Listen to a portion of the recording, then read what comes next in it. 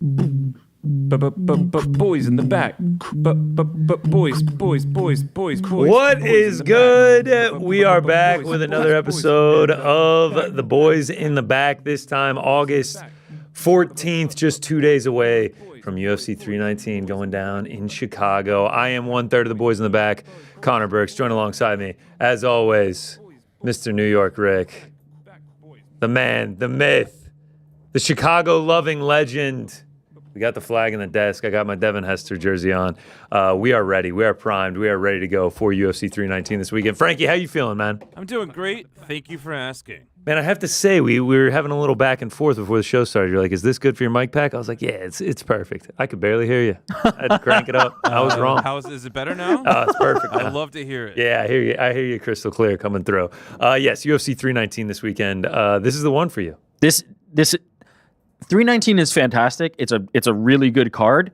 Main event. The main event is the one for me. Main I don't event. care about anything else that happens, albeit it's of high quality. The main event is the one for me. Well, unfortunately, especially for our man, Mysterious Frank, we did get some breaking news this morning. King Green versus Diego Ferreira is unfortunately off this card. When I came in, Frank seemed very somber. He seemed was distraught. very down. Yeah, he was distraught. I didn't know why. He had to break the news to me. Couldn't even make it to the octagon this time. It's unfortunate. And the mighty have fallen. Wow. I'm just so disappointed. We not only lost that, we also lost Rodrigo Cezinando versus Daniil Donchenko, the tough welterweight finale. I know you were dying to see that, but the tough welterweight tournament will have to be decided another day. So we are now down to... Wow, Sorry, we didn't even finish the drop? Finish that, Logan Paul? I hit the wrong button. What did you mean to hit? It's tough. Yeah. That was it. Yeah. Short, sweet, and out. You gotta get it together. Tighten up back there, Frank. He's a big still one today, man. reeling I'm from used to you guys King Green. blazing all the time. So. This is a big one. So now after that, we are down to just 13 fights. So there were going to be 15. There were going to be 15 after the addition of Sanger Susurkayev versus Eric Nolan. Can we talk about the dichotomy between those two names? Eric Nolan by Sanger Susurkayev. He was the guy who earned the contract on Dana White Contender Series, immediately gets his shot in the UFC. Broken news, shout out to Spinning Back Fist and Jack Mack. Shout out, Jack Mack getting the Khamzat who got the Khamzat sit down and they announced this. Shit.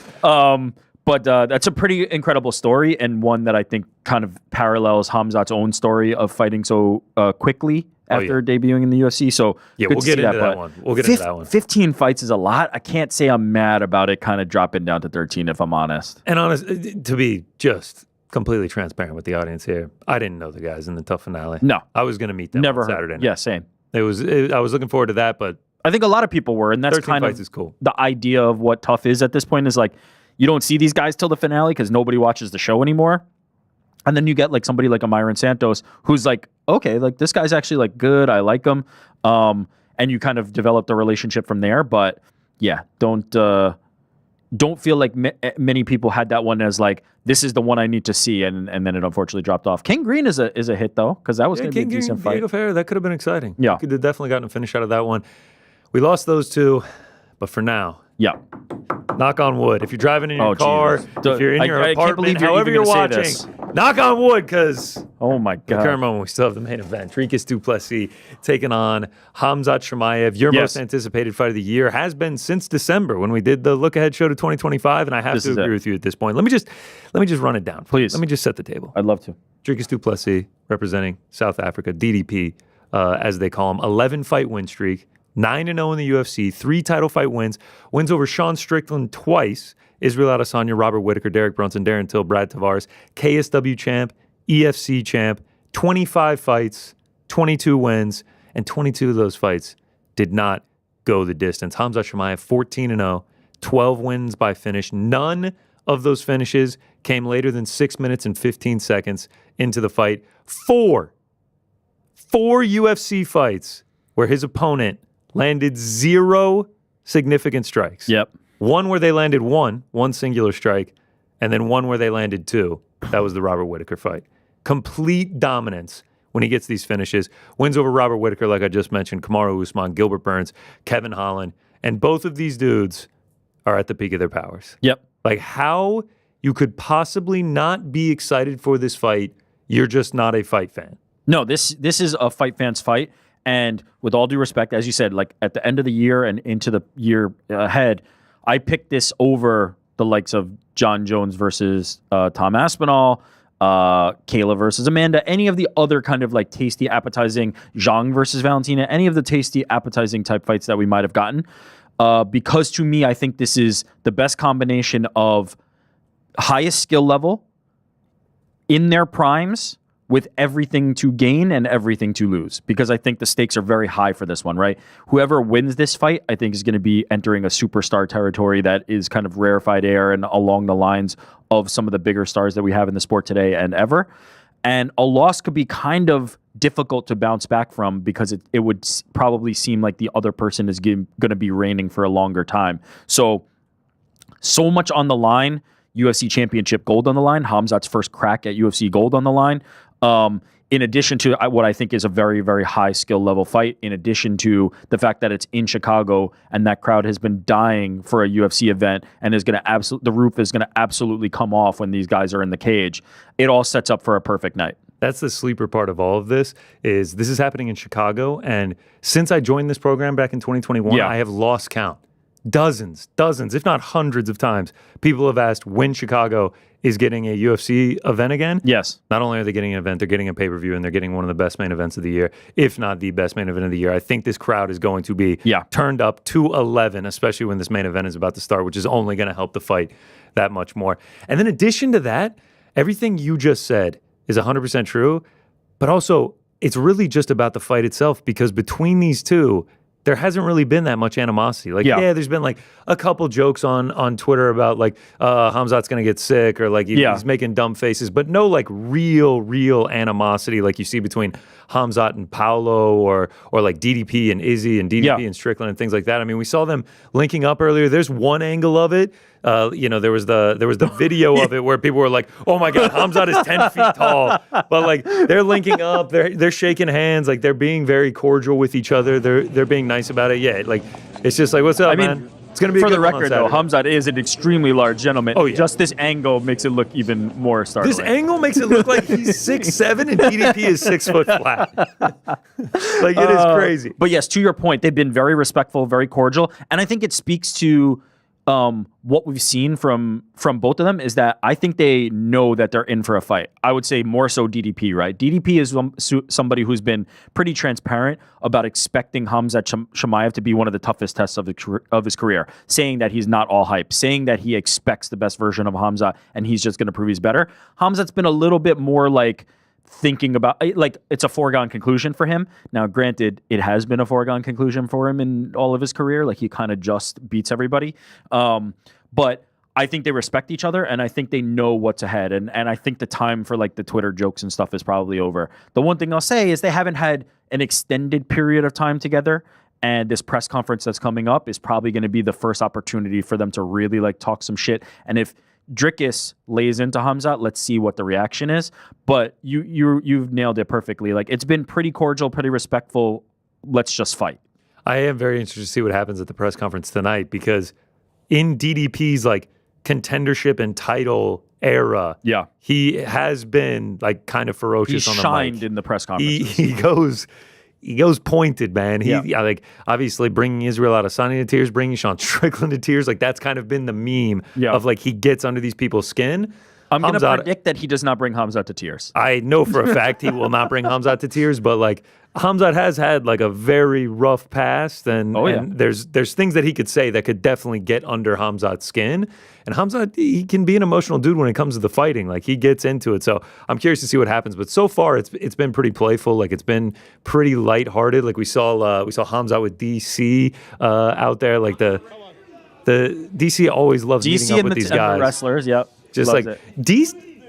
I mean, can we talk about him just being like, look at this guy, immediately starts feeling him up. Like he got to feel the muscle. He loves this. But I wonder if he loves it at this point where he realizes that Khamzat's continuing it. Is there anyone that has a better relationship with the Russian wrestlers than DC? Oh boy, here it comes. Feet flying out. Like it's his son, bro. The legs. And DC recognizes it immediately. He's like, man, what the hell? The legs.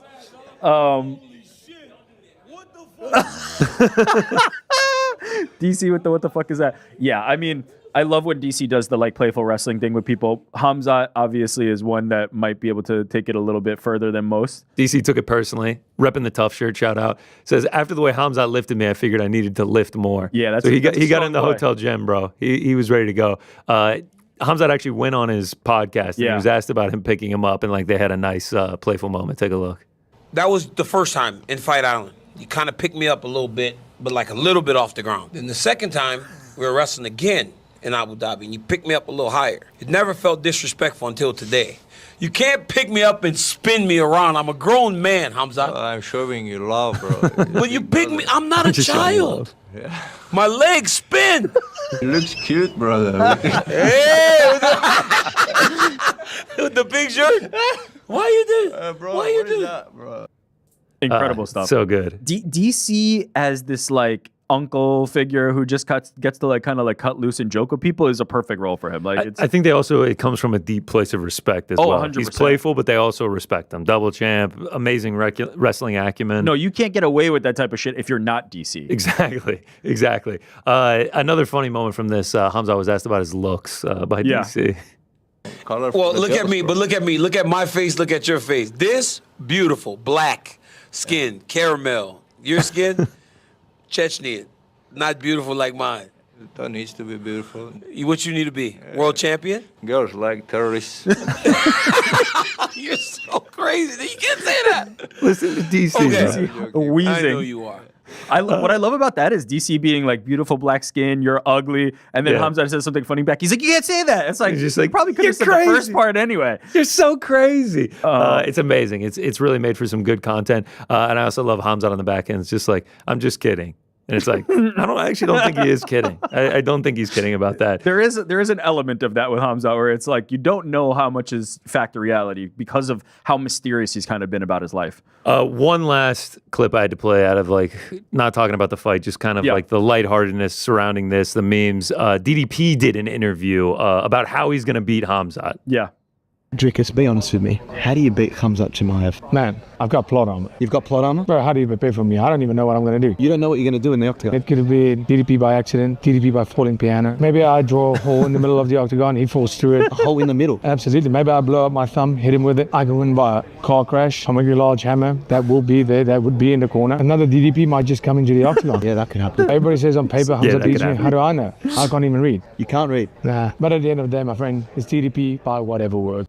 So good. Obviously this is a big thing that's been circling on the internet. Like I think it started with one meme where it's like the black and white guy sunken out, and it's just like Khamzat when he's about to finish DDP, and then another DDP walks into the octagon and says, "Good thing I'm not that guy." Like it's been like this whole cartoonish thing. I love how he's just like, I could win by comically large hammer. Like that will be there. We'll have that in the corner. Draw a hole in the middle. Yeah. Shout out to John Bernard for always doing fun interviews like that. So yeah, like it's like there's respect, there's lightheartedness, but at the end of the day, we know these two dudes are going to get in the octagon and go to war. Well, that's what's so funny to me is the juxtaposition of the idea that to this point, it's been like, look at how funny Khamzat is actually, and stuff like this from DDP. Jordan Michael City. Yeah, where it's just like Jordan Michael City. You love that one. Where he's just like, people are getting to see their personalities, and it hasn't been this like bad blood feud. We're at each other's throats, and hasn't been built that way. I'm interested to see again what happens tonight, but it is funny to me just the juxtaposition of that part of it combined with the fact that it is guaranteed, because Khamzat Chimaev knows how to fight no other way, that he is going to run across that octagon and try to smash DDP's head in the first 10 seconds. So that's this like, ha ha ha ha ha, and then the cage closes and they're trying to rip each other's fucking head off. This is the antithesis of Manel Cop versus Muhammad Makhachev. I was recently, took place at 304 last year. I was recently that clip popped up of where like they're fighting before the fight starts. Security Literally had to get sucker in. punches. And like DC's like, all right, if they want to do this, I better see a fight. And then someone fast forwarded the actual fight, and it's just a staring match for like 15 minutes. Put the Benny Hill music and they're just walking around. This is the antithesis of that. This is like, all right, yeah, we're having fun. We respect each other. Great fighters, blah, blah, blah, yada, yada, yada. And then when they get in the cage, like they're gonna go to war. I mean, there's no other, like, Khamzat doesn't know how to fight any other way. Neither does DDP. DDP is this king of chaos. Like, he's going to make this like just a wild fight. Yeah. And Khamzat's going to reciprocate. Or honestly, I should say DDP is going to reciprocate because Khamzat is probably going to be the one pushing. You have to think Khamzat's going to be the aggressor, but at the same time, like, as you said, DDP's entire run has been founded on the idea that, like, he's blitzing you first and you can't really handle it. Then the question became like, does he have a gas tank though? He's going to gas out. We've seen him gas out. And it turns out that was kind of bullshit and he probably just needed nose surgery. But it's that fight that every time we've gone, any MMA fan in the past has ever gone, like, guaranteed fireworks, not the one you want to miss. This is probably the best possible example of that type that you could ever come across. This is the best possible. Do not blink. Do not miss this. Guaranteed fireworks, at least for the first round. You guarantee that in the first round of this fight, there's going to be some absolutely crazy shit happening, whether it be Khamzat sprinting across the cage trying to take DDP down, Khamzat running into something, DDP getting the advantage. There's so many ways that first round could kind of go, and that's why I'm so excited about it, but it is that, like, guarantee of chaos. Also, just like the breakdown of it, it's difficult to have a hot take when it comes to this fight because DDP is going to have to weather a storm.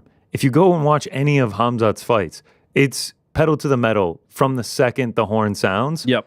And I just can't imagine it's going to go any differently here. Like, he's going to try to get a takedown early on, and he's probably going to get it as well. Like, he's gotten a takedown in every single one of his fights, except for the Mearshart fight where he got a knockout in like 17 seconds. Yeah. Like, he's going to attempt takedowns, and he is likely going to get them. It's really just whether DDP can get back up, and then what he does from there. Because Khamzat is unbelievable, especially in those first 6-7 minutes. Like I said, 12 finishes, all of them coming in the first 6-15 of the fight.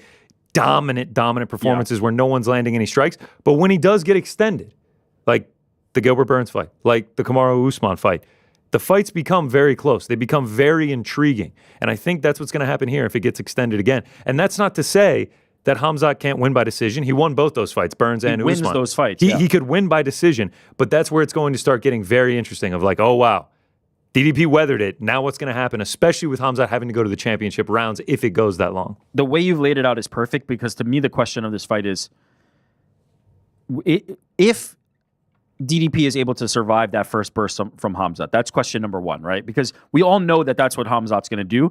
For one, he's done it in every fight. For two, it's his greatest method of success. While they're both fresh and he's fresh, he's going to try to take you down and maul you because it's very simple for him to do it in the beginning. As it gets later, you're more tired, the lactic acid builds up. It's harder to do that type of style. So just stylistically, it makes sense for him to try to do that. So question number one, can DDP survive that? If DDP survives that, question number two arises for me, which is, can Khamzat Chimaev win a fight that's not a sprint? Can he win a 5-round fight that he needs to trade with somebody and dig deep and find it? Thus far, the 3-round fights, he has looked vulnerable, but the holes in his game haven't been exploited to the point that he was going to lose. Now, there's an argument, and Kamaru Usman might make this one. If there were 2 more rounds on that fight, that Kamaru thinks he's going to win that fight. And I think there are a lot of people out there who would think that. I need to see what Khamzat is able to do in that scenario, if we even get to that scenario. With DDP, I don't have as many question marks. Like, I know who DDP is at this point. I don't know how he does it, but I know who he is. Going to come into the octagon, and he's going to swing it, and Khamzat's going to go down. But no, true. Like, DDP's fighting style is this kind of like off-kilter, odd timing, not really easy to pin down. We can't break it down. We're not fighters like that. You have guys like Tom Aspinall, Israel Adesanya, Robert Whittaker, dudes that have been in there with him, and they're just like, I don't really know how to describe it. Like, it's just like, it's this very unique fighting style that looks like it's not good, but it is good. Like, I think Izzy described him as the best shitty fighter on the world. And he obviously is not a shitty fighter. He is the best. We get his intention. But it's just like, even the guys going against him, even the guys at the very top level, like, can't even mimic it. They're just sort of like, yeah, it's just like his style. It's his style. But what it is reliable, right? It creates opportunities for him and minimizes opportunities for opponents. He is high pressure. He's high volume, right? We see him in there with Sean Strickland. He's always the one who's the aggressor, even in a fight against a guy like Sean Strickland, who is typically the one putting up the huge volume.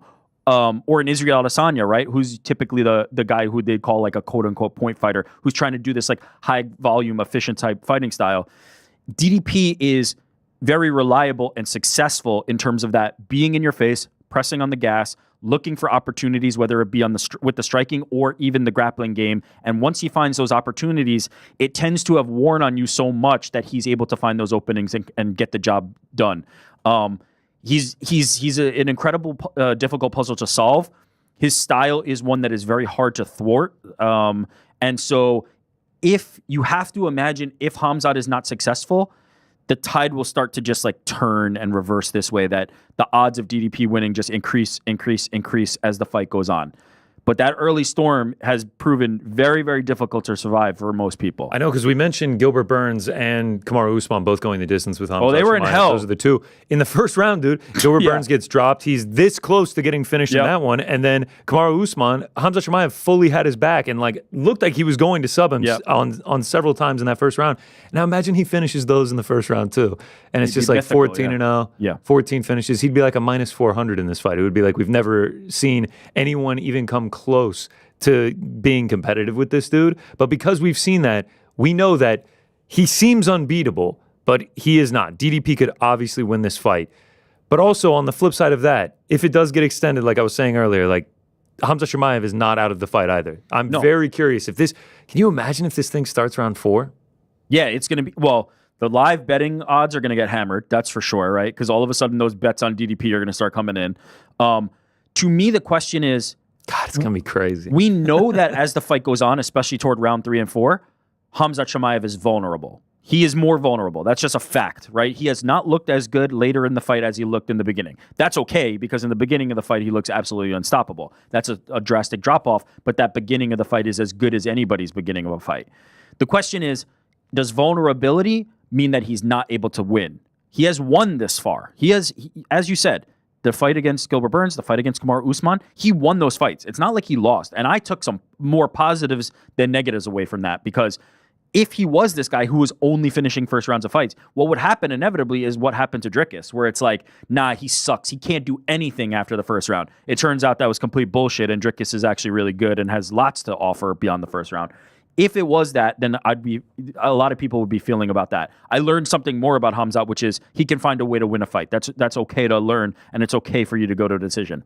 Now we're going to have to learn something new if it gets extended, which is, can he win a 5-round fight? Can he be not just vulnerable but still able to win, but can he complete the job? Can he finish it? Because if you win the first round of a fight, which Khamzat Chimaev is always going to win nearly, then you only need to win one more, right, in a 3-round fight. You only need to win 2, or you only need to win 3. If Khamzat Chimaev has an incredible first round, but that starts getting blanked, that ain't going to do it anymore. That's not going to, even if you win that second round or a third round, you're only 2, and then if Dricus wins the other 3, you're cooked. So it's a completely different dynamic. It's something we're going to learn a lot of new information about Khamzat, and we may be talking about all this shit, and then it's over in 30 seconds, and it would have been for nothing. But I'm very interested to see how that goes, and much more so on the Khamzat question side than I have about DDP. There's no questions for me about DDP. In my head, like I'm envisioning it starts, Khamzat immediately like sprints across the cage, going for a takedown, and it's just like, what happens from there? What happens? Like, that's where I think it's like, I know what's going to happen in the fight, quote unquote. Yeah. Like I know that Khamzat is going to put on this insane pace straight from the jump, but I also just have no idea what's going to happen. From there, I'm just like, that's all we're going to watch. The statistics have said what happens from there is you lose to Khamzat Chimaev, right? That is what the numbers say. Okay, is there any argument to make other than the Robert, obviously the last time out, the Robert Whittaker one, and there were people questioning him going into that. He was only like a minus 220 to Robert Whittaker, which obviously is a substantial favorite, but it's not Khamzat Chimaev level favorites. Normally he's 5, 6, 14, minus 1,400 in these fights. Is there any argument to make that, like, Gilbert Burns, he went to a decision with. Kamaru Usman, he goes to a decision with. Like, these step-ups in competition is where you always see these guys who kill everybody, then they start going to decisions. Is there any concern here that, like, he's fighting these incredibly high-level guys that we don't see a finisher. I think people would have said that before the Robert Whittaker performance, right? A And lot then he of goes out people and were does probably that. starting to think that. It's like, shit, the level of competition came up and all of a sudden Khamzat can't hack it. I guess that's just what it is. It's just whether he gets the finish or not. Like, he was that close to finishing Gilbert Burns and Kamaru Usman in the first was the round. same thing. And then you never have the discussion. Exactly. Robert Whittaker, he ended up getting the finish. It was so the it really exact just same comes thing. down to, does DDP survive that? Does that DDP storm? survive that? And then you have to think that drastically his odds improve. I'm not as concerned. Like, Khamzat was dealing with a lot of medical issues during this time. He was fighting infrequently. I talked about this last week. I think Khamzat has been really hurt, less so by like the medical side of it, because he seems to have still been successful. And it seems like from what he's been talking about in interviews going back to last year and into this year, those medical issues seem to be kind of behind him. I think he's been hurt more by the stop, start, stilted, infrequent nature of his fighting. Because I think if he had been able to get reps and continue to fight, he would have looked a lot cleaner in that fight against Kamaru Usman, or even in the next fight against Robert Whittaker. It's hard to do it better than that. But I do think he suffered from more of the lack of time in the octagon, more so than anything else. If this can be the start, let's say he wins this fight and he can go on to be much more active and defend the title 2-3 times a year, I think we're going to see some really sick results out of him, because I think you can't top that type of experience. So there's a look. Khamzat has given us not a lot of things to poke holes at, but there are things you could poke holes at. It's hard to kind of want to go that direction when you see what happens in those first rounds. And as you said, even in the ones where it looked like he didn't dominate as much, he had these guys on death's door in the first round. That's kind of how it is. So I'm inclined to not really poke the holes that I would otherwise when it comes to Khamzat, because very few people are going to be able to survive that first round. You mentioned we don't see him fight that often, and it would be incredible if he can start traveling the world, fighting whenever his health is maintained. He can fight whenever. Yeah. I mean, he talked about it, I believe, on Countdown or Embedded, maybe with Brett Okamoto, something that he's done before the fight about how he hasn't really been going out as much because he just wants to stay healthy, focus on fighting, focus on his family. So if he's healthy, he can travel the world, and we get an active Khamzat Chimaev if he's able to become champion on Saturday night. It could be very, very interesting for the UFC. I saw he just hit 10 million followers on Instagram. Like, he is a superstar. One other thing that I would have to say about like the step up in competition, is there any concern on your part about him being fully at middleweight now? Like the past has been Robert Whittaker, Gerald Mearshart. I know he fought Kamaru Usman at middleweight, but Kamaru Usman is obviously a welterweight. Yeah. He spent time at welterweight. Or is it just like, he's so big it doesn't matter? He's so big it doesn't matter. And also I think it's a benefit to now not be having to make that weight cut to 170. That is, he is not 10 feet tall and not 3 feet taller than DDP, but he is bigger than DDP. He is thicker than a lot of middleweights that he's going to face and middleweights out there. And so I think it's a big benefit for him to not even have to think about that 170. Now, granted, he's been talking all this stuff about 3 titles, so maybe that re-enters the fold. For now, I'm much more happy and interested in him as a middleweight. One more thing on the level of competition thing. It is one thing to go like the level of competition is increasing and maybe the performances haven't been as spectacular as the ones against earlier opposition. The difference, though, is you hear the people in the training room with him. You hear the people who talk about, like, I felt his strength, I felt his grip. That translates. It doesn't matter what level of competition you are. When you are a freak athlete, when you are freakishly strong the way that Khamzat Chimaev is, it doesn't matter if it's you in there, this guy in there, or another guy in there. The strength, the technique, the athleticism is going to translate. And so I'm not worried or concerned about him come Saturday. Well, 1,000%. Like we mentioned, the being close to finishing Burns and Usman, he obviously ran through Whittaker. Yeah. And he also ran through Kevin Holland. Like, he can still do this. And to put credence to what you just said about like the highest level dudes giving him praise, the guys working with him. I was watching Volk breakdown of the fight. And just like the respect that he has for Khamzat Chimaev's wrestling. Yeah. He's like showing footage of him wrestling with Olympic gold medalists, like just after they had won their gold, and like Khamzat's being able to go up against it. Like watching like Embedded this week, Khamzat is just like a diehard wrestling dude. Like right now his Instagram picture is just a Russian wrestler, gold medalist. Like he's training at these facilities in Russia that have produced so many Olympic gold medalists. Like he lives and breathes wrestling. Like his wrestling is unbelievable. And then he's giant, he's fast, he's strong as hell. He is super athletic. Like it is a nightmare for anyone, whether it's 170 or 185. Yeah, and the other thing about him is unlike, let's say, like the other like primarily dominant grapplers that we've seen in the past, like let's use Khabib as an example, just because he's probably the most obvious or the easiest like template. The striking is better. Maybe not in terms like by the end of his career, Khabib actually became a decent technical striker. Like even like an Islam Makhachev is a very decent striker, but the power is. I was going to say he can. The power is very different with what Khamzat's able to generate versus some of these other guys, and so. Even if he's not successful in the wrestling, it's not like you're out of the water. Like he's wild and he throws, and you've really got to be wary of what he can do with the power as well. Also, his takedowns are so unique. Like he's not just tackling you. No. Like the transitions he makes from striking into getting in on you are so quick. It's like you blink. Well, he's it's just really like he's wrestling. already in on you. It's not this like MMA wrestling that you see where it's like you try for a double, maybe you don't even try for a single, you reset and then you do it again. Like he is going to chain wrestle. He is going to get you down the same way Khabib used to do. Like Khabib is going to grab you and he's going to figure out the path and the method to getting you to the floor. Khamzat's the same way, except you combine that with that like insane strength where he can just lift DC up like he's a baby. Well, and then once he gets you down, he ain't laying on you, bro. This ain't your blanket to put you to bed. This man is going to start bed, working. but it's different kind of putting to bed. He has insane submissions. He's got insane power on ground and pound, everything like that. I mean, he's just a freak. He's just a freak. But on the other side, so is DDP. He is 100%. DDP is as we talked about, beyond being unique, he is just very tough. He is like he to me strikes me as like a he reminds me of other pro athletes in other sports. And I don't always say that about MMA fighters because I don't think it always translates. To me, he reminds me of like the LeBrons and the other athletes of other sports because he has this like will to win and this idea of, and how he carries himself like he's always been a champion. Like he was born a champion. He was bred to be a champion. This is just a manifestation of something that he already knew about himself, and there was no doubt in his mind. He knows he's a one of one. He knows he's a specimen. He knows and he carries himself accordingly. Like it is not, I realized what I was once I became a champion, or getting championship gold was like this thing. He expected to be a champion, and once he got there, he carried himself like he expected to be a champion. And he always has the right thing to say. I'm using right in quotes because maybe it's not PC, but I mean like he always has something slick or smart or interesting or intriguing to say about it. He respects his opponents. He's very analytical. He thinks about the game in a different way than a lot of different people. I have great respect for DDP, I think, as a champion, and I think he's a little bit unique even in that regard, beyond the fighting style of how he carries himself in comparison to other champions who have come before him or even other champions we have now. Well, he's a fantastic champion, and that's why what we said last week rings so true when it comes to this fight.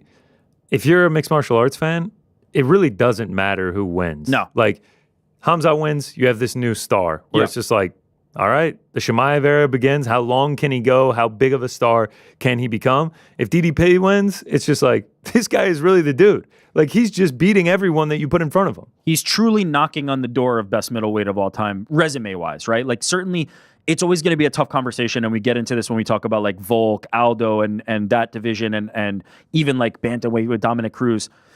Or Demetrius Johnson with flyweight because of that title reign. Anderson Silva is going to be tough to knock off that perch because of how long that title reign was and because of how many title defenses are associated with it. But if you look at the names on the resume, it is fucking wild what DDP has been able to do to this point. And if you add a guy like Khamzat Chimaev and being the first one to defeat him, it's going to be pretty hard to argue against DDP's resume at that point. Sean Strickland twice. Yeah. Israel Adesanya. Yeah. Robert Whittaker. Yeah. Brad Tavares, Darren Till, Derek Brunson. By the way, there's no like easy guys even on the UFC list that you're rattling off. Like a Derek Brunson is like a perennial top guy. Brad Tavares has been around forever as a top contender in that division. There's none of those like, oh, who the fuck is that guy that he fought? Like he just beat the shit out of real top guys. It's incredible. Right now, the line for this one, minus 258, Khamzat Chimaev, plus 210, Dricus du Plessis. My take is whoever wins, that's going to be the last time you're going to see a line like that for him for a while. Probably. If Dricus du Plessis wins, you're not going to see him as a dog for a very long time. Khamzat Chimaev wins, especially in the fashion that Khamzat Chimaev wins in, you're going to be paying minus 400, minus 500 for each of his fights. Yeah, and it's like when Merab started winning, there was this like... We're finally seeing it. Underrating of it, but like with Khamzat, it's gonna be back to minus 1,000 he goes. Like if Khamzat wins, as soon as that happens, it's gonna be like nobody is beating this guy. Nobody's gonna give anybody a chance, and we're gonna kind of have that like rarefied territory where it's like they're going to be creating people to beat this guy because of how dominant it would have looked. And I understand matchups make odds, 100%, styles make fights, but Merab was close to a plus 300 at the beginning of this year, and now he's going to be defending his title against Corey Sandhagen at like a minus 450. Yeah, you eventually people say all the tests that we wanted you to pass, all the bars that we needed you to jump have been cleared, right? And so to me, this will be a massive bar for Khamzat Chimaev to clear. Saturday night, 12:45 a.m. Eastern, 11:45 p.m. Central, United Center. Whose waist is Dana White wrapping that belt around? I think Khamzat Chimaev, but if you tell me that DDP survives the 7 minutes and then goes on to put on a masterclass in the rest of it, it would be the least shocking thing I've ever heard. Like, I am just so sure of Khamzat Chimaev's ability to dominate people at the starts of fights, but beyond that, I do have those questions. I do wonder what it's going to look like from there. I don't have those questions about DDP and have to give him the edge there. So I think Khamzat, I'm one of these people that, especially when it comes to somebody who is dominant, like a Merab, or even like John Jones in his prime, or like Khamzat, or Ilia Topuria, or maybe Islam Makhachev actually is a better example. Until you show me that they can be defeated, until you show me somebody's able to withstand what they're able to give, most of the time I'm just going to keep picking them until they lose. Ilia is not a good example because I've kind of been doubting Ilia to this point. But Islam, Merab, a guy like Khamzat, until you show me otherwise, I'm going to lean that direction, and I have him in that category. I am with you in essentially every sense of the breakdown. It's just like, I think Khamzat Chimaev is going to win. Just because of what we've seen from him, just because his abilities are tough to match. He's so big, he's so explosive, he's so fast.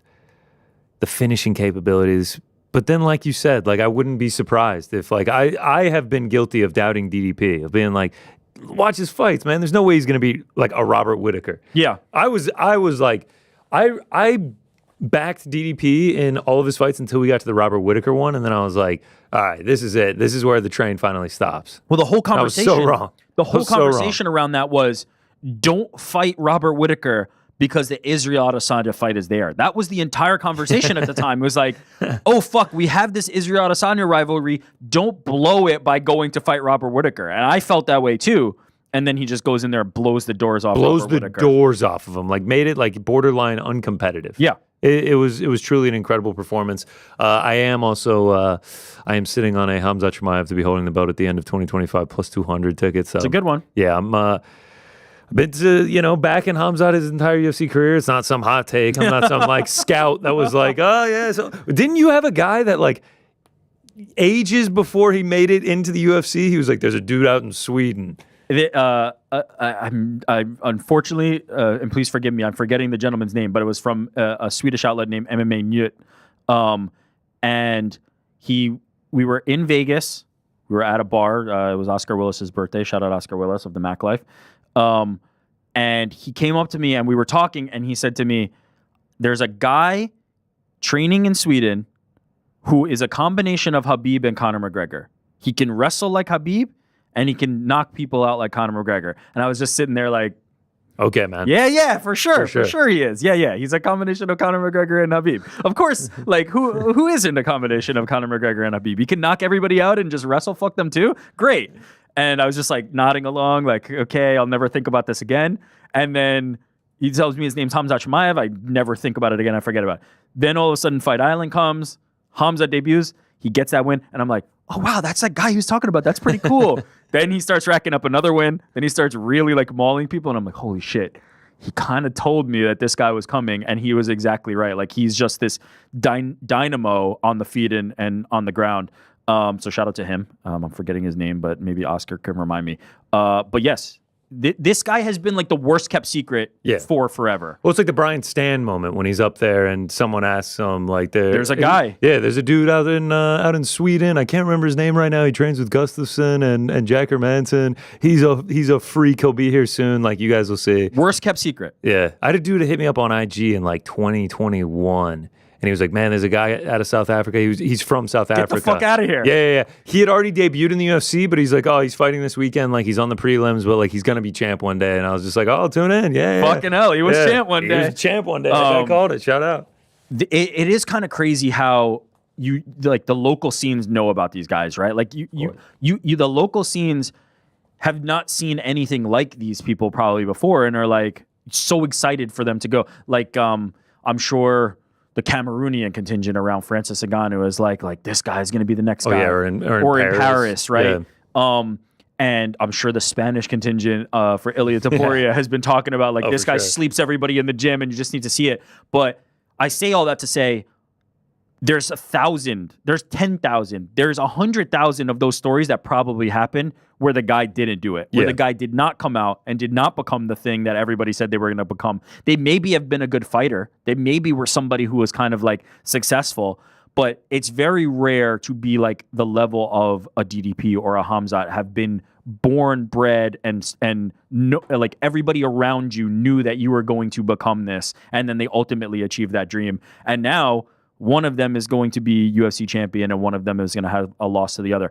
I mean, would I be surprised if this becomes like a trilogy or becomes something that all of a sudden like we see them fighting multiple times? Probably not, because I do think these are the two best guys in that weight class. Can't wait. It's going to be incredible. Saturday night in Chi-Town, Chicago.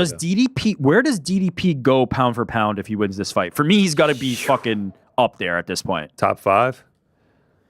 I might have him higher. What are we talking right now? Ilya, the obvious Islam, ones are Ilya, Islam, Marab, and Pantoja. Pantoja. Right? I think DDP enters that 5, and wherever you have him, I forget. I might have him like 5, 6. He's up there for me right now. I have Khamzat higher because I'm a fucking. We're gonna find out on Saturday night. Let's go to the co-main event. Lerone Murphy taking on the debuting Aaron Pico. We haven't seen Aaron Pico since February of 2024, and that was in the PFL against Henry Corrales. So this is a major jump in competition off of a long layoff. As Movsar would have been as well. Oh, yeah. Like either that of would these have been fights, a major jump.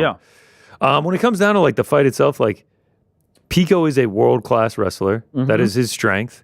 He is a freak athlete. And we have seen Lerone Murphy in the past struggle with wrestlers. The Makwan fight, I know it's been a few years, but like he got taken down and controlled the entire first round of that fight. Gabriel Santos, he got taken down 5 times. Josh Emmett, last fight, he got taken down 4 times. So like, I guess it just comes down to like, are the lights going to be too bright for Pico? Is the level of competition raising too much for Pico? Or is like he able to just wrestle, hang in the striking, and he's able to get it done?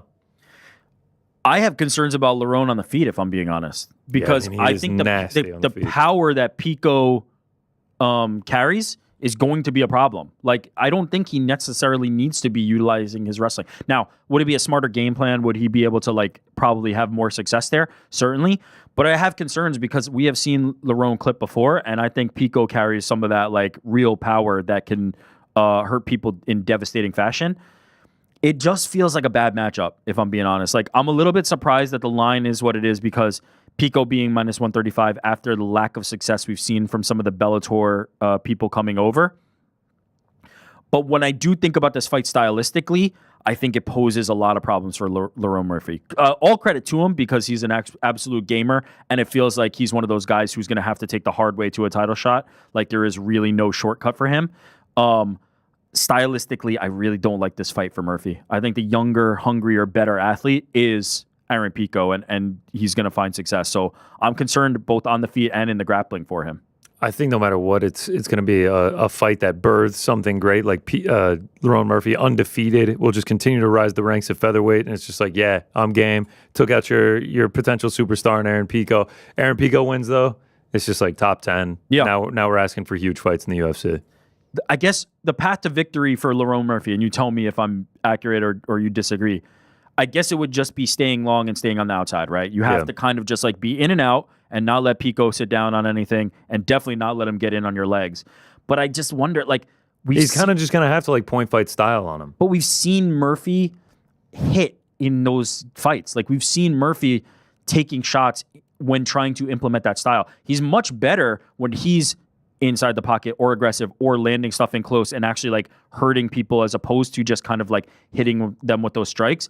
I just feel like once he crosses that threshold, once he closes that distance, it's going to be Pico's world. And I just feel like Pico is going to be better. But the thing I kind of used to discount that I'm starting to maybe think differently about was the octagon jitters thing. I used to really think like it's not a thing. If you step into the cage, you're prepared for a fight. Aaron Pico's fought, and Patricio Pitbull has fought, and all these other guys have fought in promotions that are nearly UFC. But now I'm starting to think that maybe there is a difference. Now I'm starting to think that maybe there is something to the UFC machine, and that pressure starts to build. So if Aaron Pico comes out and puts up a stinker, maybe there's more to that, and maybe we really need to like reassess what that looks like. Lights are bright, man. The lights are fucking bright. 20,000 people. I don't think he will have that problem because he has been a professional, because he has been a high-level athlete for so long in his life. He's 28 years old, but this man has been at the highest level since he was a teenager. I don't think that will happen, and ultimately, I think stylistically he has an advantage. Ron Murphy also does not have a knockout since that Mach 1 fight that I mentioned. The power is not there. He doesn't carry a ton of power. Yeah. It's going to be interesting, man. It's going to be interesting for this debuting from Bellator after we saw Patricio just a few months ago have such little success. And then, oh, God, yeah. And then Patchy, I forgot about that. Man, I'm questioning my Aaron Pico bet now. I don't think he's the same. I know. We're going to find out on Saturday night. Yeah. We're going to find out on Saturday night. This is one of those that somebody's just going to be like, you fucking idiot. Like, you bet on Aaron Pico against Lerone Murphy. I'm ready for it. Yeah. I'm prepared for it. It can happen. Against an undefeated top 10 UFC featherweight, you fucking moron. Yeah. Or it's like, holy shit, Aaron Pico's the fucking truth. One of the two. Let's keep rolling on the main card. Jeff Neal taking on Carlos Praches. This one's going to be fun. Jeff Neal said on Embedded, 100% chance this fight ends in a finish. Carlos Praches will oblige with that. Yeah, no shit. I mean, 10 straight knockouts before this last loss to Ian Gary, and it was like he couldn't really get out of first gear in that fight. But when he did, man, in that 5th round, he was putting it on Gary, had him crawling to the side of the cage and everything. Like, he was this close to getting Ian Gary out of there. So if Jeff Neal obliges into a war, he's going to get a war with Carlos Praches. And, like, he's named Hands of Steel for a reason. He could also knock Carlos Praches out.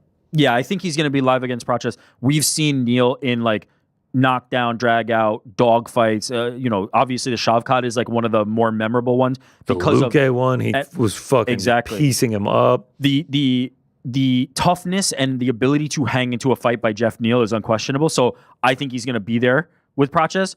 Sometimes that's the problem, though. Sometimes when you got a guy who is used to getting into dogfights, you get into a dogfight with a bigger dog. And to me, Carlos Praches is the bigger dog. Carlos Praches is the one who's going to have the faster, stronger hands and going to be able to land more effectively. But look, Ian Gary laid out a little bit of a game plan for if you're going to try to beat Carlos. Like it was not particularly difficult for Ian until the very end, right? Where it looked a little bit dicey. He was styling on him for 4 rounds. He was doing anything he wanted to Carlos. So if you're Jeff Neal, hopefully you study that tape and find a way. I just don't think he has the same kind of agility and ability that Ian Gary has. And so I ultimately think Carlos is going to win the fight. You talk about the dog in him. Let me just list out Jeff Neal's last 10 fights. Please. He deserves love and respect, so I'd love to do this. All the way back to 2019. Bilal Muhammad, Nico Price, Mike Perry, Stephen Wonderboy Thompson, Neil Magny, Ponzinibbio, Luque, Shavkat, Ian Gary, RDA. Is there a single guy who wasn't a perennially ranked like top contender in that list? Maybe Nico Price and Mike Perry, and those were earlier on. Yeah, and those are like beginning of the run. Still dogs that are going to bring power it to punchers. Yeah. Like, shout out to Jeff Neal, man. And he's still waiting tables. He's like, yeah, it keeps me out of trouble. It's good. It's good cardio. It's good resting day cardio. He said. Don't know about that part. Like, don't know if. Imagine going into a restaurant and he's just like, yep. Can I take your order? It's like, aren't you number 7 ranked Jeff Neal? But what's up, Jeff? Yeah, no, Jeff is somebody who I think like this is one of those, and maybe I even said this about the last matchup, but I truly feel this way is like you look at the line and you go plus 210 on Jeff Neal. It tempts you. It really tempts you because you're like, I've seen this guy in there with high level competition, and he's always there. Like he's one of these guys that is equal to the level of competition, but something is a little bit short. There's something that cannot get him past that level. There's something that does not allow him to win those fights. It allows him to be competitive in all those fights. It allows him to be game and live in all those fights, but he just doesn't have that one thing that takes him to the next level.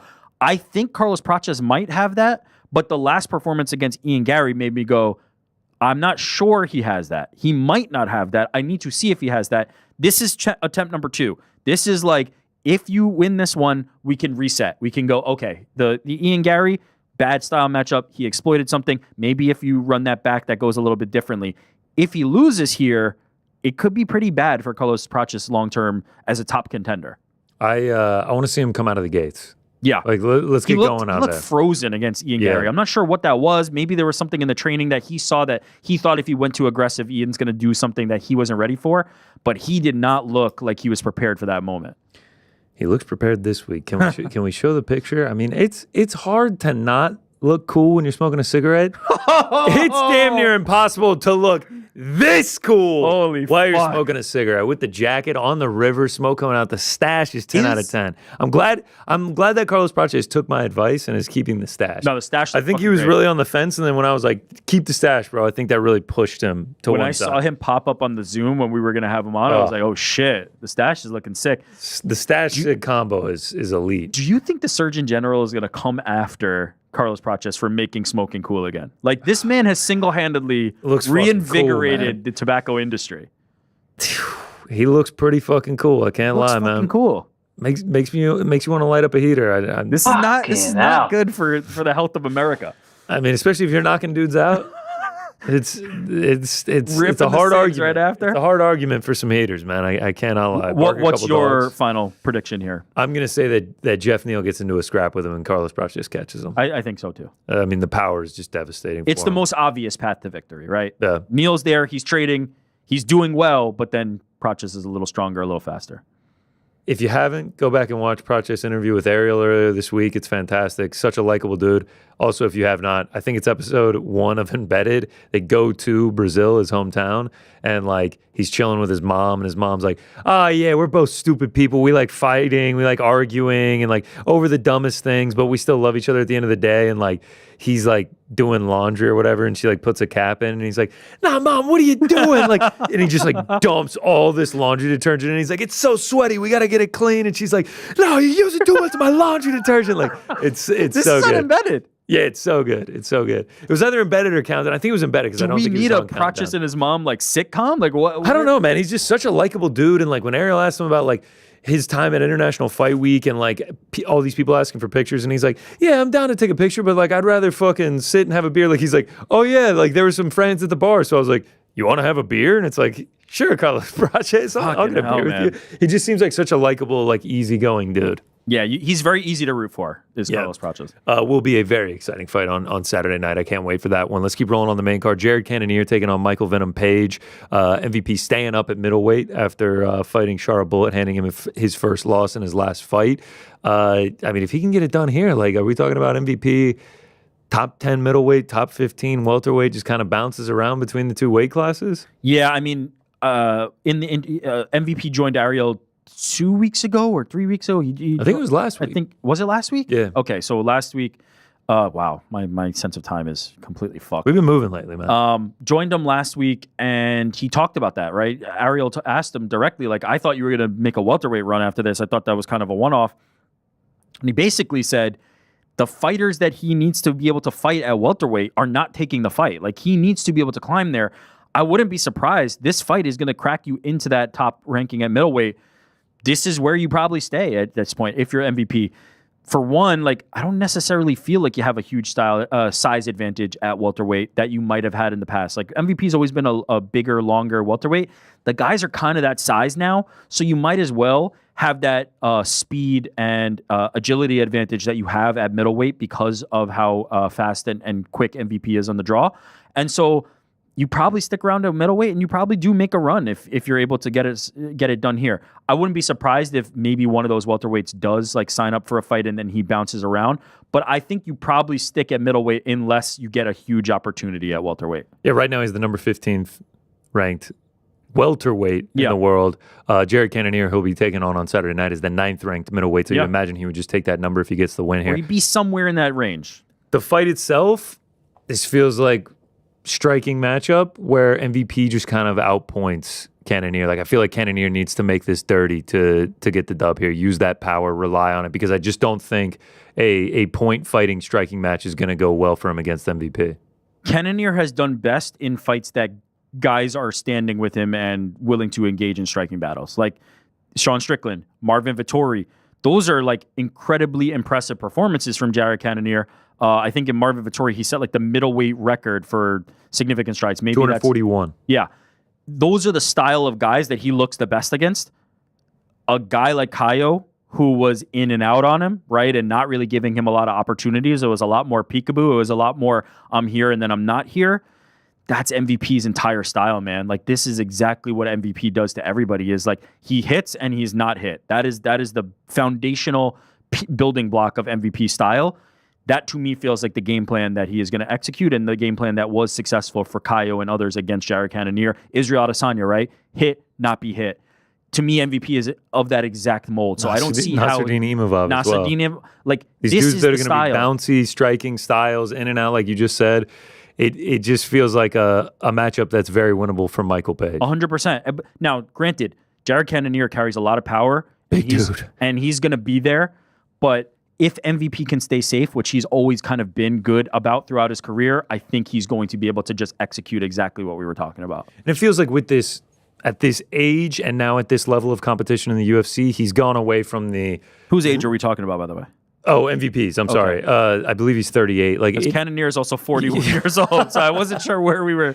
Two guys that look great for their age, by the way. God, I mean, MVP with the teeth. I think MVP got married or is getting married. Congratulations to him, no matter what.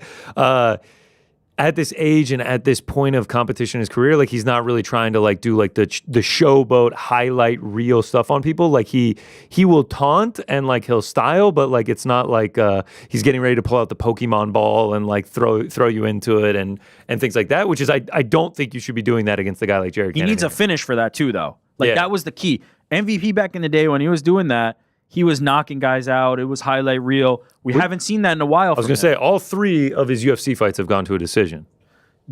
I don't see this being an opportunity for a finish. I think Cannonier's too tough. I think if we get a finish, it's on the Cannonier side. I will say, though, Cannonier's chin has been tested a little bit recently. Like, Cannonier's been... Fucking hell, it's been tested, but man, he went to war with RoboCop and came out on the right side. Sure did, and RoboCop can fucking thump. Yeah. But... I don't think MVP carries the type of power of the other guys that he's faced. So I think it's more of a clinical 30-27, 29-28 MVP unanimous. It probably is going to be pretty close. It's going to be a good fight. You think even like closer than that, like a split? No, I'm not saying split, but like I could easily see a 29-28. Yeah, I think so. Where you're like, man, that second round, like it was really like the Gary 31 strikes for MVP in round 2, 27 for Jared Cannonier. Yeah, MVP like, Gary was one of those where it was just like one round goes the other way. Did it go this way? And I could see that too. We kick off the main card with Tim Elliott versus Kai Asakura, returning after his attempt at getting the title from Alexandre Pantoja in his UFC debut. Unfortunately, did not work out for him. I can't wait for this, man. I'm excited to see Kai Asakura back, man. Like you cannot get a more difficult debut than Alexandre Pantoja. Who, like on the short list of guys you would debut against, that's the hardest. That's like an Ilia Topuria, but like you're not going to debut against an Ilia Topuria. Like it's just like because of where the flyweight division is currently at, that is what awarded Kai Asakura the title shot coming in. Him and his ability to potentially be a star in the Japanese market and everything. Like you're not going to get that at 155. Like you're not just going to come in and debut at a title shot at 125. You can. Maybe heavyweight you could. Maybe at heavyweight. Yeah. Which Buchecha should have just gone. I was going to say, shout out to fucking Buchecha. Motherfucker. Yeah, Kai Asakura, like you can't get a tougher debut than Alexandre Pantoja. I don't read much into it. Who's just running through everyone. Yeah.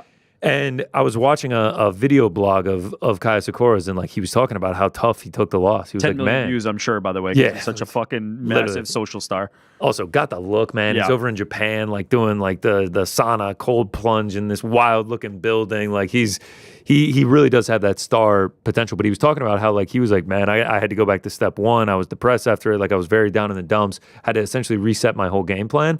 I think this is a great opportunity to do that. You're getting a guy in Tim Elliott who's very experienced in the UFC, but he's 38 now. We haven't seen him fight in like 20 months. I think it was like December of 2023 the last time he fought. Yeah.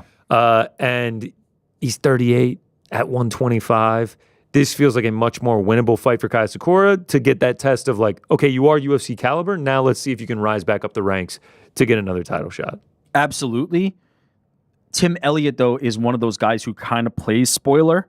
Oh, yeah. I mean, don't get me wrong. Like, the dominance with which Pantoja showed in the grappling against Kai last fight, if Tim Elliott 29-28 him by getting 4 takedowns in 7.5 minutes of control time, I'll be like, well, probably shouldn't have given him a grappler. Yeah, probably shouldn't have given him Tim Elliott. He has found a way throughout his career to kind of do exactly what you're describing there. You do have to imagine, though, like, having not fought in MMA, he had a grappling match, but having not fought in MMA since December of 2023, the win over Sumer Darji that you were talking about for Tim Elliott, that is a long time to come back to a guy who is as explosive and good as Kaya Sakura is. So while he has played spoiler in the past, I have a hard time believing that off that long of a layoff to come back in there and immediately be able to do that to somebody as good as Kai is going to be as equally tough a test for Tim as the test is for Kai. It kind of like evens that playing field. If this was Tim Elliott like rolling off like 2-3 wins in a row and all of a sudden like it was just 3 months ago that he fought, I'd be pretty concerned for Kai because as I said, like this is kind of what Tim Elliott does. In this scenario, I do feel like we're longer in the tooth and the younger, hungrier guy in Kai is probably going to be able to get it done. Title challenger, Tim Elliott, that is. Yes. That wasn't, unless I'm mistaken, he won tough and got that? Isn't that how that worked out? Against Demetrius Johnson? Yes. He won tough and got it. Shout out, man. Shout out to Tim Elliott. So we're talking about, been in the game for a minute. I was going to say we're talking about debuts. That wasn't his debut because he had fought in the UFC before, but then he left and then he wins the tough and then he actually fights Demetrius Johnson in his first official UFC fight back. It's apropos that he would be fighting a guy like Kaya Sakura. When Kai made his debut back in December of last year, we did the whole breakdown of like how many followers he has, everything like that. Like 1.4 million on YouTube. But I do have the fight to book if he wins this one. Who is it?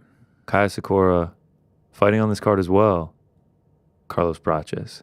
His featured #1 video is on the Kaya Sakura YouTube channel. MMA fighter confronts cigarette butt litterers. I had no idea where you were going with this, and I get it. Now, what is it? Did you actually watch the video? No, I haven't watched the whole thing. Because I wonder what the fuck happens in that video. Like, is he actually like trying to get angry with him? He seems like too nice of a guy to do that. Kai versus Carlos. Let's do it. I'm down. I wonder if they both win.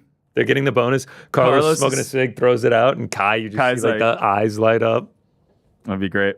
Yeah, can't wait for that, man. I am pulling for Kaya Sakura. I'd really like to see another potential star, more talent in 125. It's one of my favorite divisions. Agreed.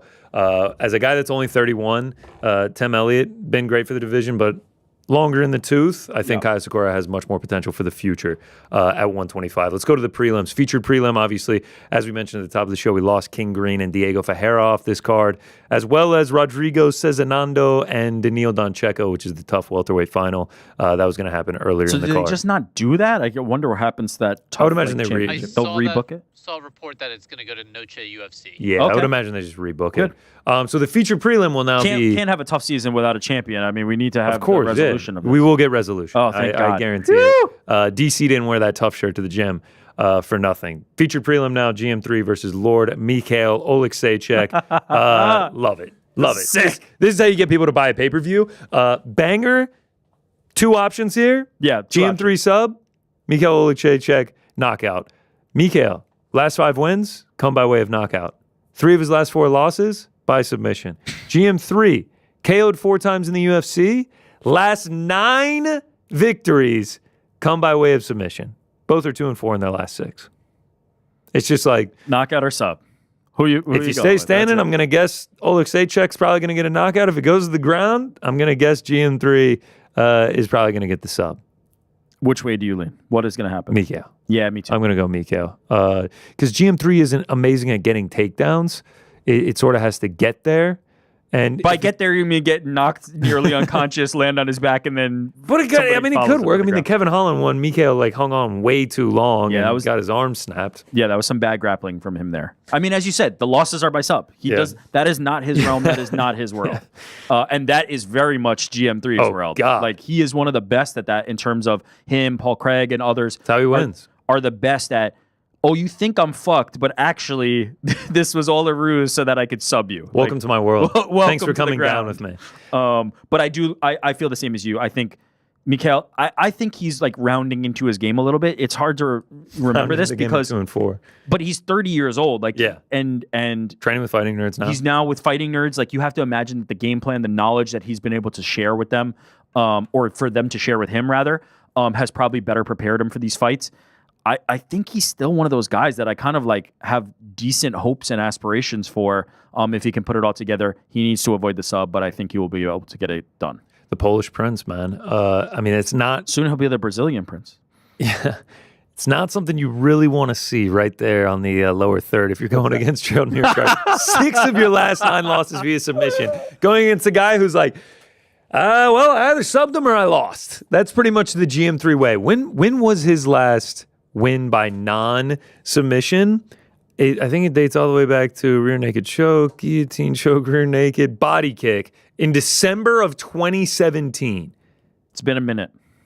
He's got chokes too. Power guillotine, rear naked, normal guillotine, arm triangle. He can get you out of there, man. Kimura, doesn't he have the most finishes in middleweight? Arm bar, anaconda choke. Yeah, he's got the most finishes in middleweight, and he has 1 knockout. It's crazy. Yeah. Don't go to the fucking ground with that guy. Just stay striking, Mikhail, and that's how you get it done. There's a guy at my gym that looks freakishly like GM3. Is it not just GM3? Built, mustache, like looks just like him.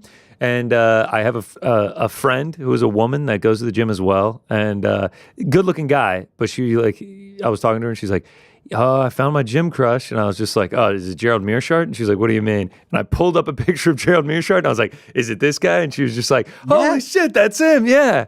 I was like, yeah, it's not Wait, actually are we him. not sure that it's is it not GM3?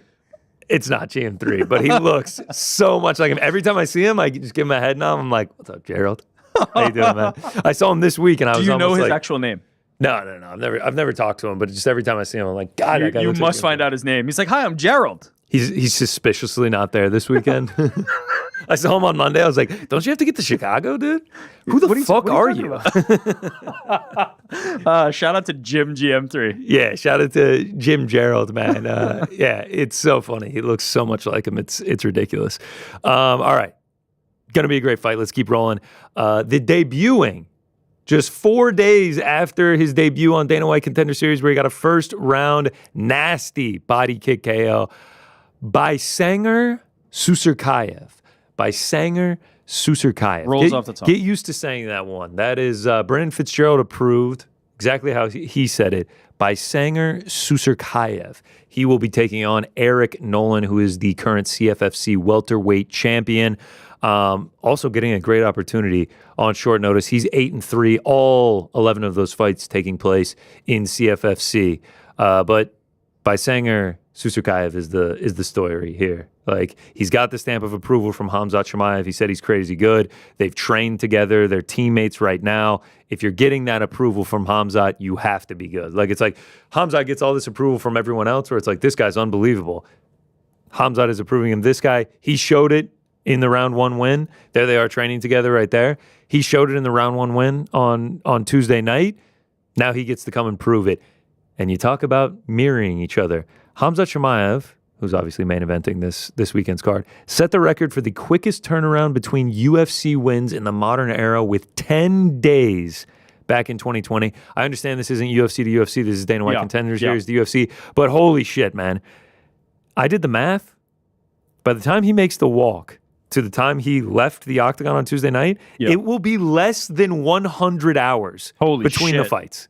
And in that time, he needed to travel to Chicago, meet with the commissions, weigh in Get again, back on weight, do all of this, get back on weight. If he goes out there and puts on a highlight reel, put the rocket ship, It's man. the Khamzat. It's the Boars pack. It's the Wolf pack is here. It's time to take over. The Wolf pack. I love that. It's time to take over. 8 of his 9 wins come by finish. We saw it on Tuesday night. 7 of those in the first round. 5 in under 90 seconds.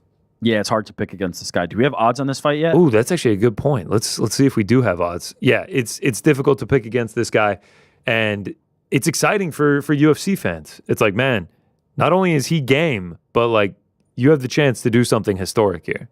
What's going to be interesting though is that minus 800. Holy shit! I wouldn't want to fucking fight that guy. Yeah, I'm not trying to fight him either, but like, damn. As you said, Eric Nolan, CFFC champion.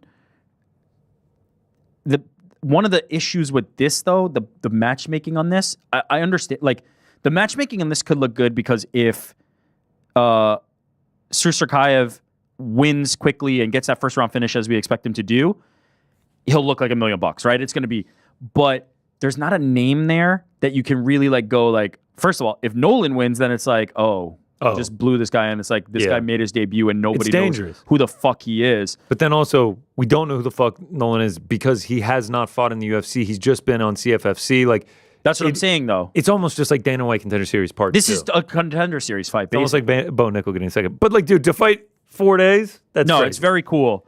I do wish, though, he had somebody who at least had a little bit of a UFC name value so that it was like, oh shit, he beat this person and you can really do that Khamzat level push. But at the same time, like, if the expectation is he goes out there and fucking smokes this guy in the first round, like, it doesn't really matter who it is, right? Like, you kind of just go, oh shit, that's that guy. Also, you also kind of need someone that really needs an opportunity. It's tough to get a name on 4 days' notice. 100%. Like, hey, man, you want to fight this killer that Khamzat says is really good in 4 days in Chicago? Yeah. 12-12. For sure. There's lots of guys signing up for that. Speaking of the Wolfpack, I forgot to do this during the main event. Khamzat shorts, yay, nay? We have the pictures, and I wanted to throw you know my answer to this. What's my answer? You originally liked them, now you hate them? No, not originally liked them. Originally said, oh, that's cool with the Wolves. Universally, all of these clip art shorts are fucking dog shit, and I hate them, and these are not good. Okay. I wanted to throw something out there too. Someone did this on Twitter. I think it was Vuelta MMA. And he said he just didn't like the blue. And I could be getting that name wrong on Twitter. Oh, just the blue, not the MS Paint level fucking wolves on it? The wolf looks all right, man. He threw out this. Let's take out the blue and just do the black. Oh, that's cooler. I like the all black better. Yeah, I still hate it. The wolves look like my 8-year-old child. Damn, y'all really hate on the wolves, man. I got a drawing pad. I've been getting into art a little bit. I'm trying to get my own artist series poster. That's my goal. I've made it once I get that. I'm shit at drawing. You guys are gonna be like, what is this MS Paint bullshit? No, because you are not appearing on the shorts of Khamzat Chimaev appearing in the main event. That's the goal now. That's the goal. Of the my 2 goals. UFC pay-per-view. Get an official UFC artist series poster. Get on someone's shorts. Good luck to you. Also, I like any custom shorts because they're just cooler than the normal Venom shorts. Barely. DDP's clears. Let me see DDPs again. Do we have DDPs? I think we have a side-by-side of them. Maybe I didn't send it to Jordan. We've seen DDPs before. They're unbelievable. Yeah, his are better. They're so good. With the South Africa, did we need to keep the bulge in? Like, it seems for sure. They got to represent. Seems a little bit aggressive. I think DDP specifically requests, if you ever show my shorts, there must be a keep the bulge. Anytime they go pattern instead of like trying to do like art shit, it's better because patterns are easier and don't fuck them up. Pattern that like shows their heritage or like shows their personality. The like Zhang shorts. The Zhang. The best Alex art Pereira, ones are Ilias with the bulls on them. Oh yeah, they have the bulls. The bulls look sick, but it's nice and simple. I can tolerate those. General, don't like these shorts. More custom shorts. No. Let them wear their own shorts. That's the best. That's the best answer. But that just isn't going to happen. Paramount, the executives at Paramount are going to bring it back. They're going to be like, if you show fights on our network, anybody should be able to wear whatever they want. That's as long as that's it says Paramount right on the butt. Wear If they whatever you want custom South Park shorts, they get custom South Park shorts. Imagine someone wearing, like Cartman shorts or something like that. I mean, that'd actually be pretty funny. All right, let's keep rolling on this card. Just a few more here. Jessica Andrade taking on Lupi Godinez. Jessica Andrade's just like active. She's just ready to go. If that is the way somebody describes your chances of winning a fight, it is not good. Hasn't been great as of late, but of course she can win this fight. Like it just kind of depends. Like she hasn't looked great on bottom, and like we know that Lupi is going to attempt to take her down. Wrestler, yep.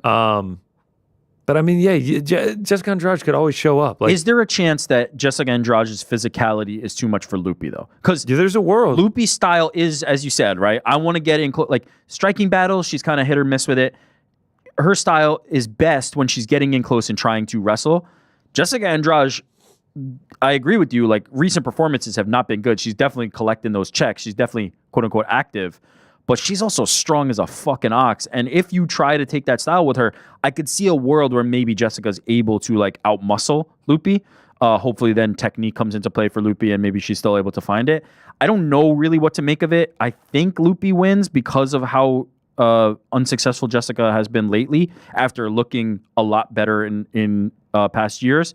But I also would not be surprised. Like Lupi finds ways to lose these types of fights at times. Look, man, like she knocked out Mackenzie Dern. Yeah. She beat Marina Rodriguez.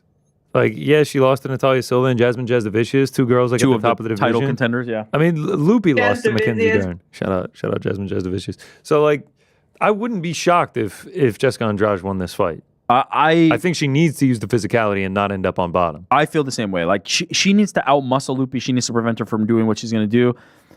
It could go either way for me. I feel like with the plus 150 dog, maybe Andrade is worth the play there. Like I don't trust Lupi in a lot of spots like this, so we'll see. But I think this is going to be a fun and close fight.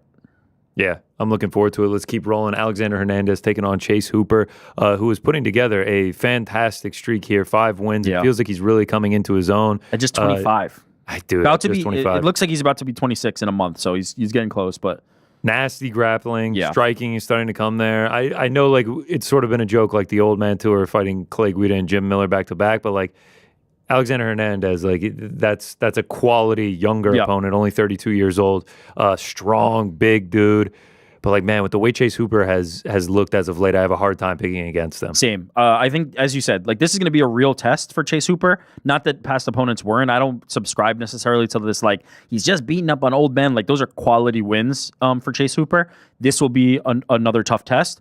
But I do think the version of Chase Hooper that we're seeing right now is going to be a real problem for a lot of people. And I think Alexander Hernandez is one of them. Like, I really favor Hooper in this fight. And it feels like Chase Hooper is like not only coming into his own in his game, but also in his life. He's got a wife, a kid now. Yeah. He's very focused on man. MMA, and he's just like slowly taking this rise. Like he's not like, all right, give me top 15, give me top 15. He's just sort of, he's putting together wins. He's getting experience. This isn't a fight that's going to get him ranked with how stacked lightweight is. Like he's taking this properly. I like his chances on Saturday. He's also like physically a very big and tall and rangy guy. Like he is he's going to be at a physical advantage in this division in quite a lot of his fights. He also just looks so much like thicker now, right? Like the gangly kind of awkward looking. He's Chase getting Hooper. closer to Roman Kopylov. Exactly. He's looking closer to the Pokemon evolution. The gangly guy that came into the UFC, he looks completely different, both from a physical perspective and from a stylistic perspective. I'm pretty high on Chase Hooper, and so I think he gets it done here. Edson Barbosa taking on Drakkar Klose. This is just a fun fight to look forward to on the prelims. Two vets, older guys, 39 and 37, but like still obviously our game. Drakkar Klose, I think, was on a 4-fight winning streak before meeting Joel Alvarez, but like we ain't faulting no one for losing to Joel Alvarez. We support the big man on this podcast. And then Edson Barbosa is just like, he's down for a scrap whenever. He's down for a scrap, and he lives and dies by the sword, right? Edson Barbosa is going to try to take you out of there, and a lot of times he also gets taken out of there. It's been mixed results throughout his UFC career, but the level of striking has always been extremely high level. So I think it's going to be an interesting one to see if Drakkar can make it a little bit grittier, a little bit dirtier, not let Edson kind of get off his clean technique. If he can, I think he's going to have success. I slightly favor Edson just because of the level of technicality there. Also, just like we gave Jeff Neal his flowers earlier. Yeah, it's stupid. Edson Barboza, last 10 years. Donald Cerrone, King Green, Michael Johnson, Paul Felder, Tony Ferguson, Anthony Pettis, Gilbert Melendez, Benil Dariush, Khabib Nurmagomedov, Kevin Lee, Dan Hooker, Justin Gaethje, Paul Felder again, Dan Ige, and then you're kind of getting into the switch to 145, Makwan Amirkhani, Shane Burgos, Giga Chikadze, Bryce Mitchell, Billy Q, Sadiq Youssef, Lerone Murphy, and now Drakkar Klose. Yeah. Dude's just game. Always fighting top-ranked guys. That stretch from like 2014 to like 2020, that's 6 years, like he took nothing but killers. No. And even the guys at featherweight that you're listing off, like some of them have aged worse, right? Some of them you look back and you're like, oh, that guy's not really a name. At the time, these are all top-level ranked guys, and Edson Barboza kind of carried that weight. Tied for 4th most knockouts in UFC history. Unsurprising. Again, Crazy. Kill or be killed. Knockdown, sorry. We've seen Edson Barboza on the wrong side of some highlight reels, and we've seen him on the right side of some highlight reels. I favor him, as I said, because of the clean technique, but am I going to be surprised if Drakkar Klose is able to keep the distance short, get inside, and like kind of rough Edson up? I wouldn't. Like, I think Drakkar Klose is pretty solid and pretty tough. So yeah, Edson's to lose, but he is not infallible. He is not invincible. Nursultan Ruzabayev taking on Brian Battle. I can see it now. Brian Battle gets on the mic. I know you didn't think the Butcher was going to come into Chicago and lose to an Uzbeki dude. I know you didn't think. I can see it now. Ariel had him on, was that last week or was that this week? That was last week. We had him on fuck, my memory is shot, dude. He had him on last week and he was talking about that. He was like, the Uzbekistan, like it's like the Kazakh fans with they're Shavkat. in there. They just like he's like, oh yeah, Uzbekistan flags. Like we watched Nursultan at UFC Atlantic City, and like when he was making his walk, you look around and it's just Uzbek flags everywhere. I was just like, damn, they are out in force for. I was just about to ask. I said Uzbeki. It's Uzbek, right? Like they Uzbekistan? Are. No, but what would you call somebody from Uzbekistan? I feel like Uzbek. An Uzbek, right? And like if you're from Kazakhstan, you're Kazakh. Yeah. So. Those fans in the Instagram comments are definitely ready to let him have it. You only have so many fighters from Uzbekistan. Oh yeah, so well you gotta ride guys, hard. Bro. I have a feeling Battle will probably not necessarily be focused on that and maybe what the call out is, because he did tease that he had something, but he didn't want to say what it was. So let's see if Battle's able to get it done. Do you think he does get it done? I lean yes, but I don't know. There's been times where Brian Battle fights, like it's either like he looks incredible. I thought he lost to Randy Brown for what it's worth. Oh, me too. I agree with you. I thought that Randy Brown should have gotten on the scorecards. It's like he looks incredible or he like fights down to the level of his competition. Now, I don't think Ruzabayev is that much below him in terms of competition, but it's just whether or not we see Brian Battle look like this world beater or it's a very close fight where he could easily lose. Yeah, I feel the same. Oh, both of them only like in 30 and 31 respectively. Like this is a decent matchup for you to say like, okay, I can at least try to make a climb toward the title, and it starts here. Yeah, it should be a good one in Chicago. Crowd should be on tilt. Carini Silva taking on Diane Barbosa, another fighting nerd. Get in there. That should be a fun one. And then kicking us off, the curtain jerker, at least according to Tapology, Alibi Adiris versus Joseph Morales. That is your 125 tough finale. Perfect. Don't know anything about those dudes. I will meet them on Saturday. I think we all will. It'll be great. Fantastic. I look forward to it. And then I look forward to the welterweight finale on Noche UFC. Yeah, Adiris versus Morales with Theo Von sitting second row. It's going to be awesome. Shout out to MMA Fighting and the graphic that went the went meme off. graphic. I love it. MMA Fighting getting into the meme game. I respect. Report. I respect. Full story coming to MMA Fighting. Oh, nope, I moved the wrong way. I was trying to center myself up. Yeah, there we go. Man, let's center me, I mean, the Hester jersey is looking fucking Hester fantastic. jersey's fire, authentic. Guy's a D1 Glazer, bro.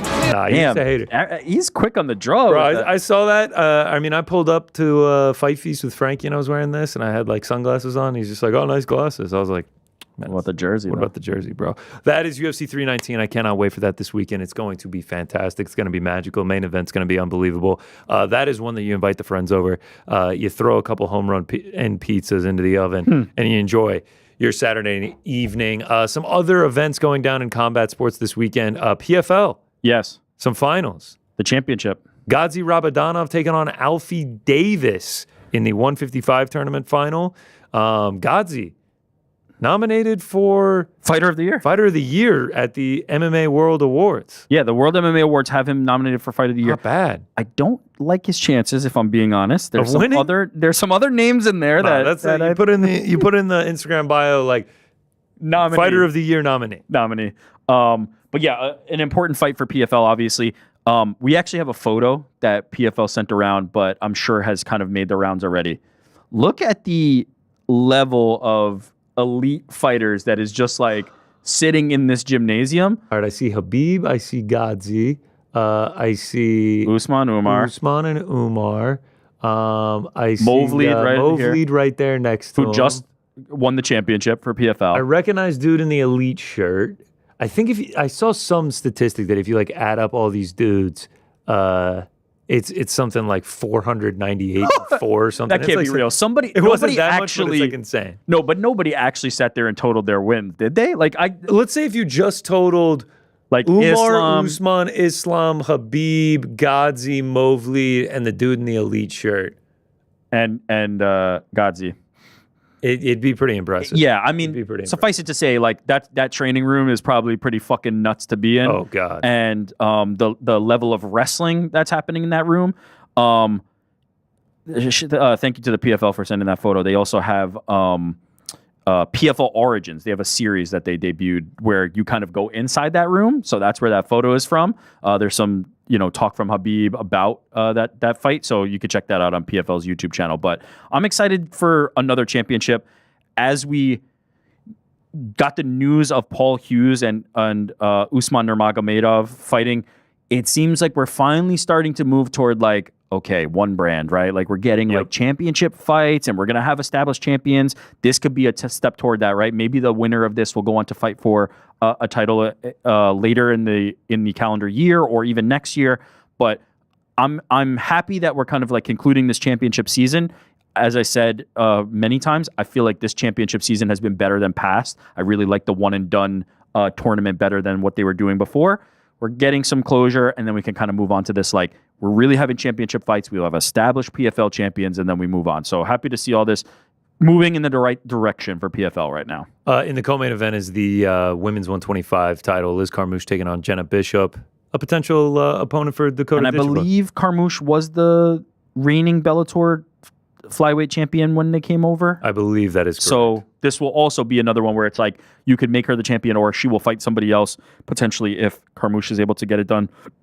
Or even if Bishop gets it done, she would be the lineal champion and then you could put her in a title fight. So I have to think that Carmouche is still good enough at this point to be able to get it done. But Bishop has been pretty impressive this tournament. So good fight there as well. Godzi minus 1,200, Liz Carmouche minus 240. Speaking of odds, let's do our picks for the weekend. We'll do a brief recap, my picks from last weekend, and the Parlay Pals who are running red hot right now. And then we'll do our picks. Oh, take a look at that. All green, up over 5 units. 34 Parlay Pals picks since we started this show. 13 and 21. Yeah, the record sounds horrible. Return on investment? 14.9%. I did the math on it. Let's go, baby. If you put 1 unit on every single Parlay Pal, so like let's say you did $50, the return would be 253 or whatever over the time span. Welcome. 10 months, 14%. We're out doing the stock market right now. We're crushing the S&P right now. Yeah, Thank us later. Yahoo Finance is going to start. They're going to be like the S&P gonna have a ticker 500, for- the S&P 500, the Nasdaq, and the Parlay Pals. Did that counter start from when we started here? Yeah. At when we started Uncrowned? here. Okay. Yeah, we were also up at the MMA. We were in the hour. positive? Oh yeah. Fuck yeah. Fuck yeah. And then my picks, we won like 0.8 units. That's still a dub. The Apex, yeah. We're up 55.88 overall. Yeah, we're very close to having a very big night on several things, but you know, what are you gonna do? We move on. There's money to be made this weekend. Let's do our Parlay Pals picks. We've already gotten Pete's picks. He went with, who'd Pete go with? Chase Hooper. That is who Pete went with. Frank, why don't you go first? Rick will go second. I'll go third. I forgot about the metal ass Parlay Pals. Yeah, man. I'm going to keep Yeah, this dude. one short and sweet. You never do. Carlos Prates money line. Thank you. Nice. Thank you. Thank I you. Also, while I have your attention, I think Oh. you should change his name to Cowboy Killer Why is that? Why? because of the Marlboros. Oh. Do they call those cowboy killers? Is that Absolutely. it? I'm missing something. here. Okay. Carlos Cowboy Killer Prates. Love it. Rolls right off the tongue. And Has he then- ever You fought could come out with a cowboy hat or something. Just to be either weird. And then they fight, and then he has to fight Cowboy Cerrone. or Oliveira? And then he has to fight Alex Oliveira. Yeah. Back to back. Two old retired guys that end up getting knocked out. I like the nightmare. I think we stick with the nightmare. All right, all right. Black Lung, Carlos Black Lung Yeah. Prates. Hey. We're The trying to get a Black Lung. sponsorship from Marlboro, and you're not doing. And it also goes beforehand. The Black Lung, Carlos Prates. All right. Okay, you're up, Rick. it's for me. Mikhail Olashchik. Mikhail Olashchik. Okay. I'm going main event. Khamzat Chimaev. Oh fuck! I'm All just right, believing in just him. going. I'm just believing Let it ride. I'm just, in hindsight, we'll look back and I'll be like, yep, we knew all along. There it is. There's the graphic. Plus 287. We hit this I one. like We're the at- range we're in here. We're up almost 8 units. I like how we're all in the like -2 to -3 range. We're all just quite like grouped up there. I know everyone likes to say 13 and 21. Yeah, we're taking fairly big odds. It's okay if we're losing. It's okay if we're losing. Actually, speaking of that, someone found a website and sent it to me, all about Drake's bets. Now, people, Drake Riggs? I think it's literally no, Drake the rapper. Drake Shout out to Riggs. Drake Riggs, though. Young men. James Tahuna? James Tahuna? I think it's called like isthedrakecursereal.com or something. And this guy has logged every single one of Drake's bets. Oh, It's wow. called thedrakecurse.com. And the guy has I've always logged, wondered this. yeah, I he's can't believe logged he did it. every single bet. No, he is currently up all time. And obviously he bets a lot. He is currently up $964,000 all time on his bets. So it's not a curse. So he's actually just fucking good. He has won. UFC is his most bet on sport with 13.4 million laid over 25 bets. I wonder how much he's up on those. Yeah, the drakecurse.com. It's quite interesting. So this whole thing is like the Drake curse, and then meanwhile he's up $1 million. UFC he is up 1.03 million on. NFL he's up 1.93 million on. So where's he losing all this? His worst NBA? sports, soccer, he's down 1.9 million. Boxing, he's down Holy shit. 1.35. What the fuck? Soccer, he is so bad. Holy shit. He's 0-4 on soccer. That's why. Remember, he's making massive wagers. Yeah. F1, he's down 443,000. MLB, he's down 135. Tennis, he's down 115. NHL, he's down 39K. No, NBA, he's up a million. Oh, shut up. Cricket, he's Damn, Drake, he's spreading it, huh? I think it's the stake deal. Cricket, he's 3-0, 998,000 up. Just stay away from that soccer, and you might be onto something, young man. But the question is, what is his ROI? So he's wagered 35.2 million, and he's returned 36.1 million. That's light. 35 million? If you're out there with 35 million, just tail Drake. So there is a stat since the Kendrick dropped. Uh-oh. So like in 2024 and 2025, he's a combined down 2.5. In 2023, he was up 3.2 million. So it's been bad since the Kendrick. Yeah, but lately, man, it just feels like he's not actually a curse. No.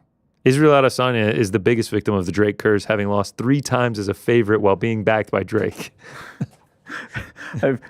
Is it then not to be disrespectful, but is it more the Israel Adesanya curse than the Drake curse at that point? Kind of. That's the question. Drake definitely thinks it's an Israel Adesanya curse. Yeah, that's just some fun. All right, my picks for this weekend.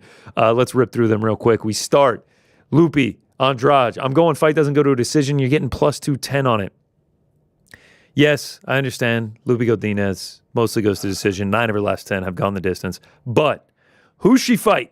Jessica Andrade. 11 of her last 15 have not gone the distance. She creates chaos. You talked about the physicality. She hasn't looked great from bottom. So I think even if Lupi does get her takedowns off, there's a chance that she's able to finish the fight.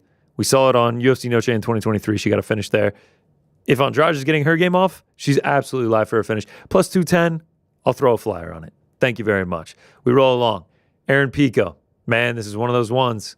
I'm either going to look, this guy knows ball. We knew Aaron Pico. Or I it's like the image you used, by the way. you fucking idiot. How did you bet on this guy Bellator debut against an undefeated top 10 featherweight? I'm ready for both both options. I'm excited for either outcome here. I will say this: if Aaron Pico loses, I'm never betting on a debuting Bellator fighter again. I bet on Patricio Pitbull, and I bet on Patchy Mix. I am a scrub. When I was really locked in, like when I was betting regularly, Yeah. I had a rule: no debuting fighters. That's period. smart, dude. That's Never. so smart. No That's debut so guys. Smart. That's so smart. If I didn't work on the show and had to bet every week, I would definitely follow that. Yeah. But man, sometimes. I mean, look at Buchecha. I lost my ass on Buchecha. What a jackass I am. Listen, it's not over yet. There's still like you wins the next one. Buchecha will never get another $1 from me. That son of a gun. Main event. I had to do it. Khamzat Chimaev inside the distance. I tried to get you to tail this. It's moved a little bit. It's like minus 150 now, but I was like, bro, it's plus 100. If he wins, he's going to win inside the distance, in my opinion. I'm not saying he can't win by decision, but I think the most likely outcome that he wins by is inside the distance. Even money on this bet. I just had to do it. I've been backing the dude his entire UFC career. I got the championship future. I'm not saying I'm smart for doing this. I'm not some knowledgeable man. He's obviously unbelievable. Everybody. He's the worst kept secret, as they say. When DDP has lost, his 2 losses are both by finish. So I think that's the most likely outcome for this one. You're getting like a minus 240 down to close to even money. I don't know what the line is at right now. And then I did also throw by submission. I don't think he's going to knock him out. I think he's going to take him down and get the submission. That's my betting prediction. You have mentioned trying to get me to tail this. I have taken a position of I will not bet on this fight. No bets. I love this fight too much to even have anything influence my feelings on it. Whoever wins, I'm going to be fucking stoked. It's going to be incredible. This is my Super Bowl. That's why you picked it for the Parlay Respect. Pals. That's why I picked it. I did not pick Thanks it for watching, Parlay though, Pals. Frank. Thanks, we though, appreciate Frank. that, man. You guys are just the same person to me. All right. Got him, Frank. You know what? Fucking got him, man. All right. Couple parlays here. Some guys that I think are GM3, Mikhail. Don't see it going the distance. I think that's sub or knockout, one of the two. And then Kaya Sakura, I'm going to back him to bounce back. In this one, we roll along. 3 guys that I feel have a good chance of winning. I like the stylistic matchups up for them. Chase Hooper, Michael Venom Page, Carlos Praches. And then to finish it off, let's keep Carlos Praches in there. A Fighting Nerds parlay. Karini Silva, Mikhail Olszejczyk, Carlos Praches. Just for the hell of it. Just for the hell of it. And those are the bets for UFC 319. I cannot wait for this card. Chicago, you're getting a good one. Chicago, you're getting one, period. We can finally end the drought. You're getting one. The Stars and Stripes, 4 stars out there. I have no idea what they represent. But shout out to Chicago. I probably should have learned that for this weekend. I probably should have learned that for this week's Fight Feast, which is what we are transitioning to. Me and Frankie and old camera guy Nick, we hopped in the Winnebago. And we went to Chicago. No, I'm just kidding. We don't have that kind of budget. We're still working on cards, people. You think we can just go to Chicago? But we do have Chicago restaurants here that serve authentic deep dish. So we tried some deep dish. We tried some Chicago dogs. And then I got to whip up. Well, actually, Frankie whipped it up. You'll see how that went. My favorite frozen pizza is Home Run and Pizza. This is UFC 319 Fight Feast. Chicago, enjoy. The UFC makes its long-awaited return to Chicago for the first time in over 6 years, and the diehard fans of Chi-Town get a banger in Khamzat Chimaev versus Dricus du Plessis, my most anticipated fight of 2025. So in honor of the promotion's return to the Windy City, we're going to go on a Chicago food tour right here in Manhattan. First stop, Emmett's for some deep dish. Fight Feast, episode 25. Let's go. All right, first up, we got the Daisy Cutter Pale Ale. You can only see the brick behind me, but this is a dope place. A lot of cool stuff on the wall. Real cool vibe in here. This is where we'll show the B-roll. That's post-production for you. Daisy Cutter from Chicago. Half Acre Brewing Company, brewed in Chicago, Illinois. So shout out. Here we go. Used to be a bartender back in the day. Not true at all. Wow, beautiful caramel color here. We got Frankie with me. Cheers, brother. To the Windy City. Living up to its name, Emmett's fan on full blast. If I had hair, it'd be flowing majestically, very windy in here. You're really getting the authentic Chicago experience. Daisy Cutter. It's a great beer. Nice pale ale. You want me to chug it? You want me to chug it? If I must. Best chugger in the game, back at it. Just another Sunday afternoon for the best chugger in the game, baby. I'm gonna finish it. No one does it like me. Best chugger in the game. Shout out to the Daisy Cutter. Nice sipping beer. It's really good. I can't eat any pizza now. Why did you just imagine all the froth and you're gonna eat 12 pounds of Yeah, pizza. this cheese casserole is gonna go great with that. All right, we are not just getting deep dish. We're also gonna get a Chicago dog here.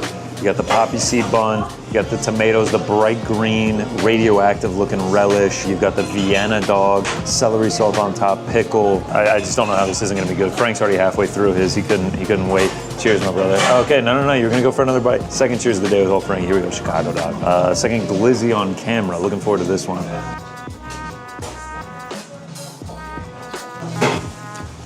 Hot dog sandwich. This feels like I'm eating a sandwich. That's amazing. Put back 3 or 4 of these in the United Center while you're waiting on Khamzat DDP to start. Sounds like a good evening to me.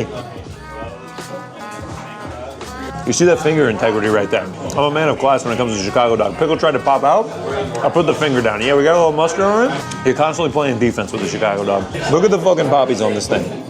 Covered. Key to a Chicago dog. I mean, this is incredible. Also, like, no one's complimented me yet, but the Devin Hester jersey, 2006, authentic, rookie season, cribs it in the Super Bowl to open the game against the Colts. Unfortunately, lost that game. No one's complimented it yet. I'll compliment myself. The Bears. Someone else just ordered a Chicago dog, I think because of how good this looks. No, Frank's done with his. Let's go. This is a good hot dog, man. I'm a big hot dog guy. Chicago dogs suck to beat. I will say this right now. Pains me to do this. Shits on the Seattle dog. Weirdos putting the cream cheese on it. This is fantastic. This is like I think this is better than like a Chicago dog.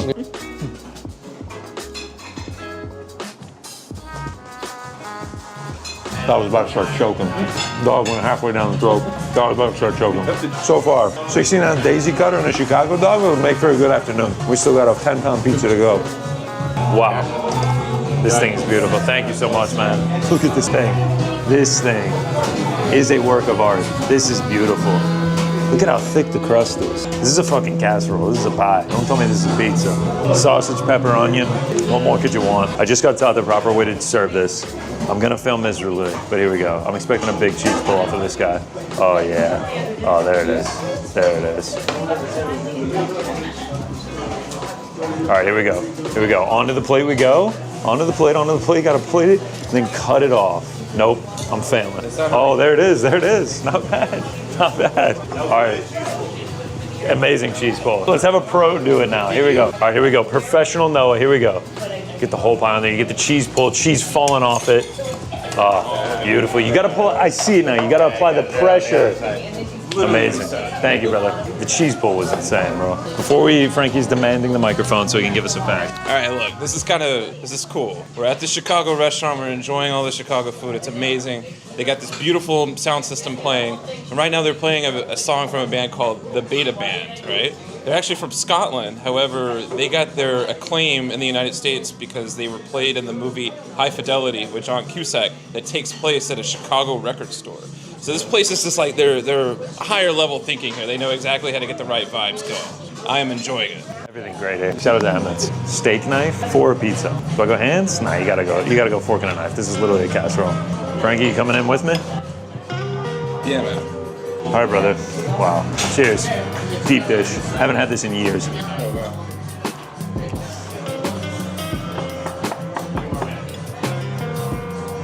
It's unbelievable. Tastes like thick crust on steroids. Thick crust pizza on steroids, so much cheese. It's got a little sausage in there. So much cheese. It fools you because the tomato sauce is on top, so much cheese.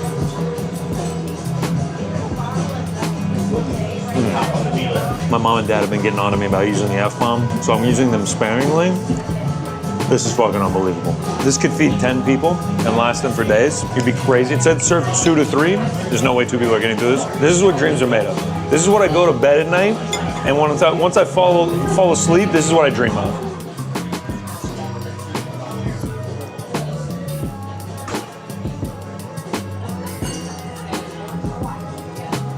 It's fantastic, man. Chicagoans get Khamzat DDP, Chicago dogs, and deep dish. Life ain't too bad out there.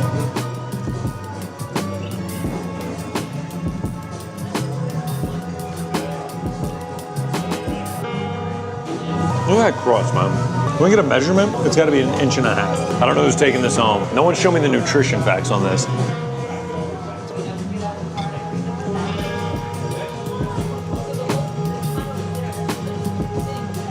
Does it get better than this? We love cheese balls on Fifey's. This is the creme de la creme. It doesn't get cheesier and fullier than this right here. All right, that'll do it for Emmett's. Just got my first Go Bears. The Bears. I mean, me in my Chicago jersey. I look like an authentic Chicagan. Go Bears. Just got a compliment on how good my cheese pull was, too. Deep dish was incredible at Emmett's. I'm absolutely buzzing right now. I mean, what a Sunday afternoon we're putting together here. Let's go down to Brooklyn now, get another Chicago dog, keep the Chicago tour train rolling. This is beautiful Prospect Park, Brooklyn. Frank up ahead, leading the way. His stomach's hurting. He's coughing a little bit, farting. Krupa Grocery, known for their Krupas. Park Slope, as you can see, we are on a very, very slight incline, which gives the neighborhood its name, Park Slope. Park's right there. We're currently on the slope. Put a tennis ball down, it's rolling right back at you due to the minor incline. Frank just pointed out it is much more expensive due to the incline, but it's worth it for this neighborhood, you know? You don't want to get anywhere that's too flat. See this guy up here, he's got his baby in a stroller. If he were to let that go, that baby's gone. The Dachshund standing tall over Brooklyn, the beacon to all residents. This is Dog Day afternoon. This is where you'll find a Chicago dog in the great borough of Brooklyn in New York City. Look at him, so handsome. Left side of his face could use a little reconstruction, but we'll ignore that. Dog Day afternoon. All right, here we go. Dog Day afternoon, spot number 2, another Chicago dog, absolute thing of beauty. You got the poppy seed, fun, covered. Vienna beef dog, we got the Vienna beef hat to go with the Vienna beef umbrella. A summer day isn't complete without choking down some glizzies under a Vienna beef umbrella. Pickle, jalapenos, what are these, Frank? Banana peppers, onions, neon green, radioactive relish in there, tomatoes, celery salt put on by our waiter. I have a feeling this is gonna be quite good.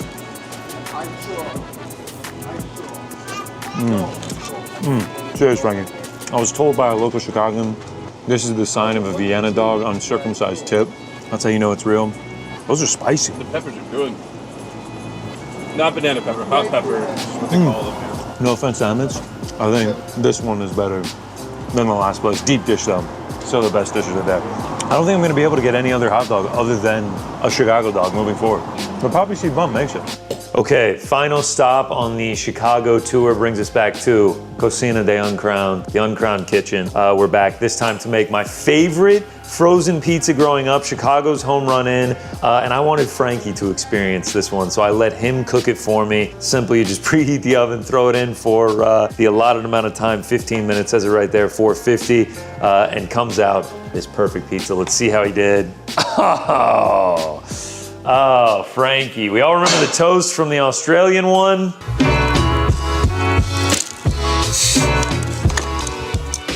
Frank made the toast, not the best effort here. It's more like a giant crouton. Better toast, too. Even just basic culinary efforts, Frank miserably failed at. But fuck that up. Fuck this one up, too. But we're going to move forward. Hands are washed. Don't worry. Yeah. Cut pizzas for a living in high school. Worked at a Zaxby's. The crown jewel of the Hirsch dynasty, the Hirsch family. Shout out. A little bit toasty, that's okay. Just a little extra love in the oven there. Uncured pepperoni. Favorite crust in all of frozen pizza. Here we go. It's a little burnt, but still fantastic. Crust, incredible. Be like $8.99 at your local grocer. Couldn't recommend it enough. If you're throwing a UFC 319 watch party, you gotta get the Home Run Inn pizza. Even after Frankie completely fucked it and burnt it to a crisp, it's still an incredible frozen pizza. Look at this, it's crumbling everywhere like the first snowfall of the year. Still a great frozen pizza though. I could eat just the crust. I don't know what they do to it. Get your Home Run Inn pizza. Chicago Fight Feast, Khamzat, DDP going down this weekend, United Center. Can't wait. Save some money, carpool to the fights, or take the L.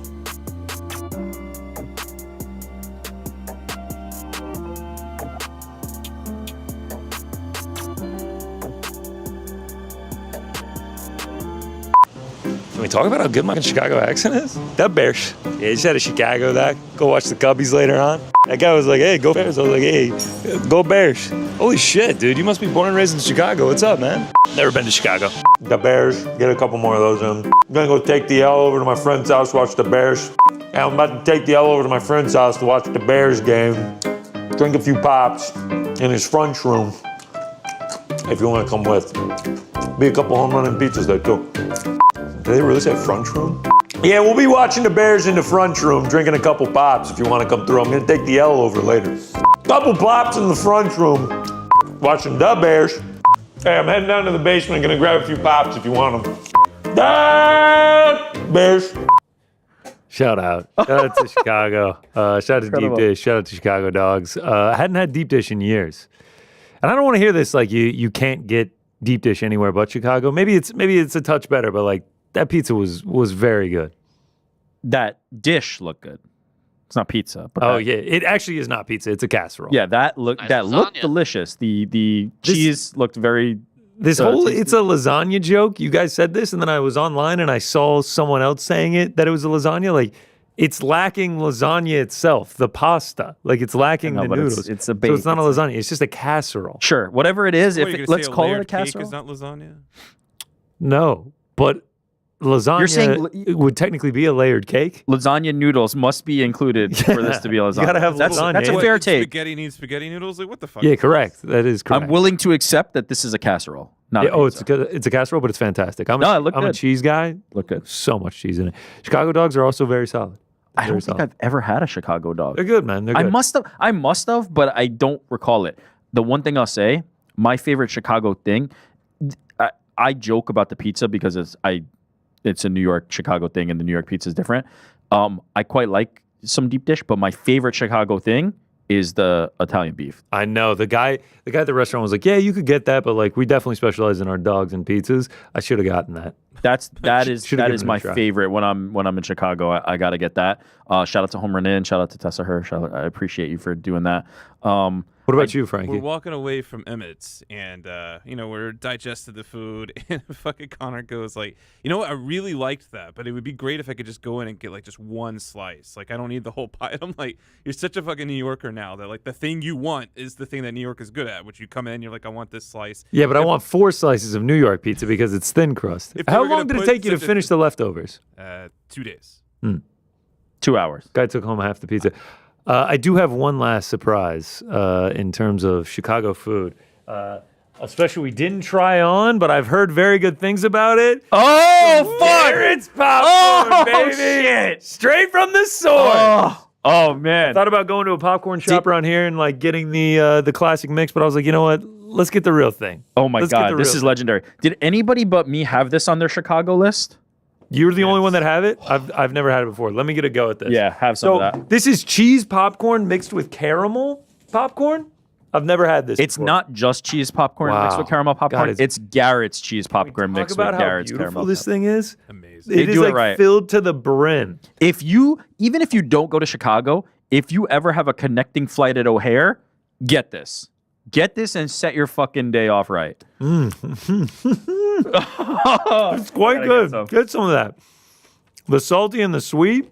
Frank, I know this is great on audio. It's what people log in for. I'm going to leave some cheese I lied. dust on There's Ariel's two things mic. I go to Chicago for. The beef and the Garrett's. The fucking Garrett's, man. So good. Isn't there a whole episode of Modern Family where they're trying to get the Garrett's popcorn? Not a show I've ever watched, so possibly. Oh, you got to. Never seen it. Comfort show. Oh, Modern Family. God. All right, Garrett's I'm done is so with this. good. Get this away from me. This is unbelievable. Can't keep eating Wow. out of the microphone, though. What a surprise. I'm so happy you got that. Yeah, we'll be able to share this after the show. Beautiful 10 as well.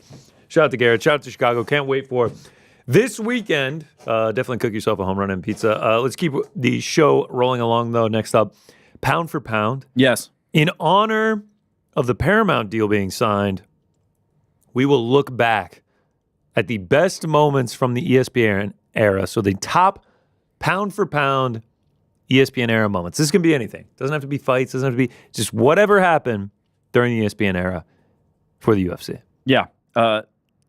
It is not over yet. Correct. But it is very close to being over. We all have some fond memories of it. It was a good era for MMA. I feel in terms of there was a lot of moments. There were some great stars who developed during that time. It will be interesting to look back on this. Maybe somebody will also do this when 2026 actually rolls around and the UFC is officially off ESPN.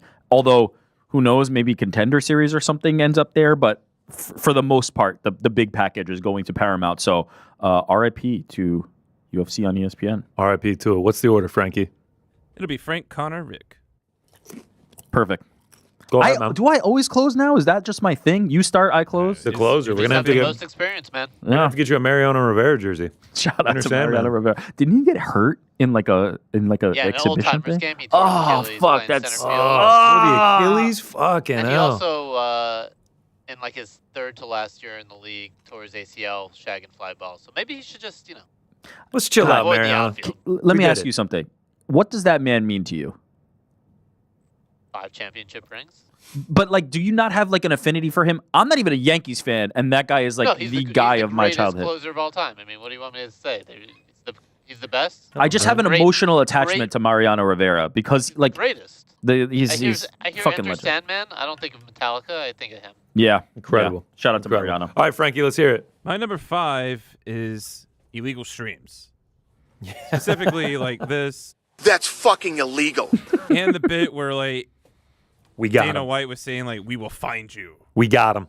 We got it. It's fucking crazy. We're outside his house, and if he turns that thing on Saturday night, he's done. And that's We not got to say there won't be streams of the illicit kind moving forward, but this is something that was in the ESPN era. Yeah, Oh, for this is sure. so good. Streams started in the UFC on ESPN era. They will not continue after Yeah. this. Yeah, that's This is it. Yeah, great one. But still, the Dana White streaming memes are elite. Yeah, My number 4. we got him.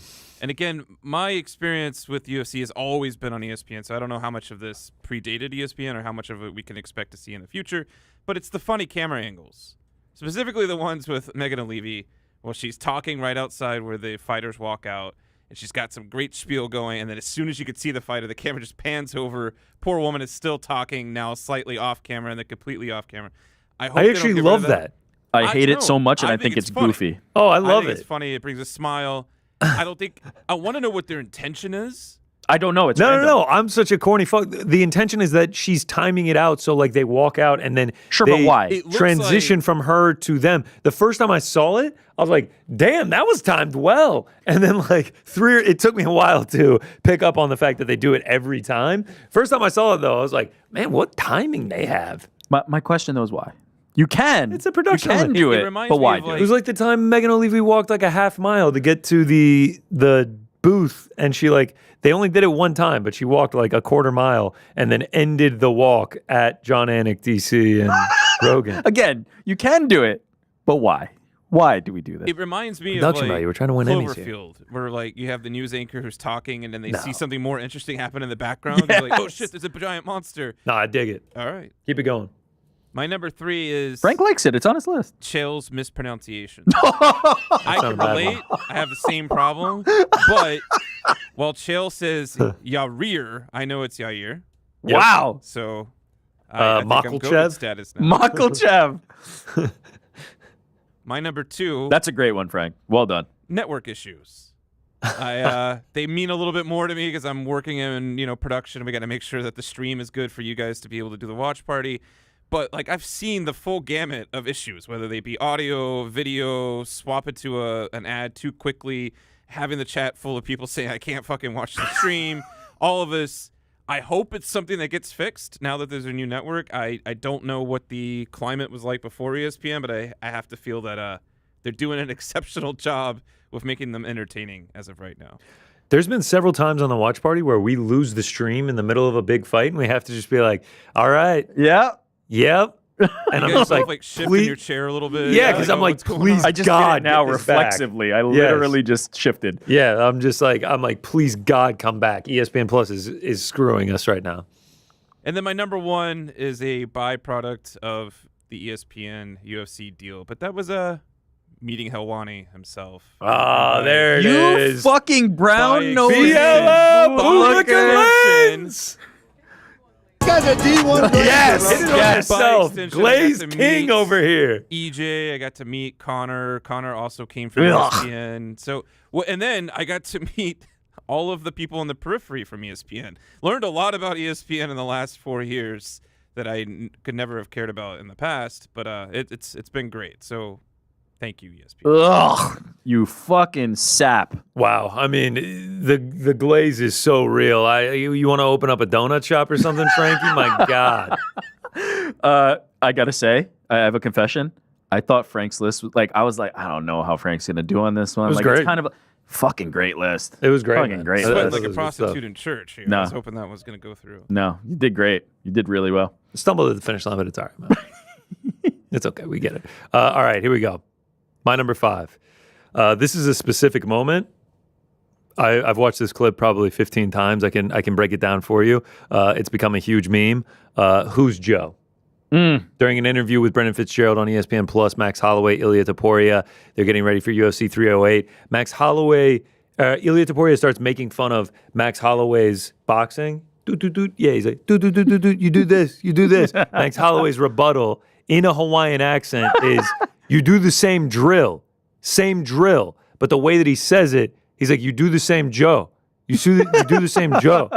And obviously, Ilia Topuria, English is his second, third, whatever language. He thinks he's saying Joe, as in a person. And the way that he says it, he's got a smile on his face, he's laughing, and he's just like, I don't fucking know who Joe is. And then all of the joy comes out of his face, and he's just like, who's Joe? He's like, who the fuck is Joe? It's such, like, you have to watch the clip. Go out and find it. I obviously can't replicate it that well, but it's just so good. And then Max is just like, what the fuck are you talking about? And it's just like this ultimate mixed communication over Zoom, and Brendan Fitzgerald's just sitting there kind of just like, all right. My favorite part of this whole explanation, and this is a great moment, is they're both speaking English. Yes. Both speaking English. But Max has this heavy Hawaiian accent. He's like, you do the same Joe. You do the same drill. And he's like saying drill so relaxed that it sounds like Joe. The funniest part to me is Ilia Topuria being like, I don't know who the fuck Joe is. And then he's like, who's Joe? Who is Joe? Like, he gets like so pissed. It's so good. It's such a good moment. Who's Joe? To the point where like Who's I've seen Justin Gaethje, like his coach is like, all right, a Joe, and he has to do like the this. Oh, really? Yeah. Like people have picked up on it. That's funny. It's so good. It's such a good moment. That is fucking great. Number 4, Kevin Holland. Wow. Call Big Mouth. 25 fights in the ESPN era for Kevin Holland. 25. Bobby Green would have, look at this tapology. This is just the ESPN era. Christ. He fought so many times. I can remember that Kyle Dawkins no contest like it was yesterday, and he's fought like 16 times since then. Inspired choice here. The activity is just insane on this man.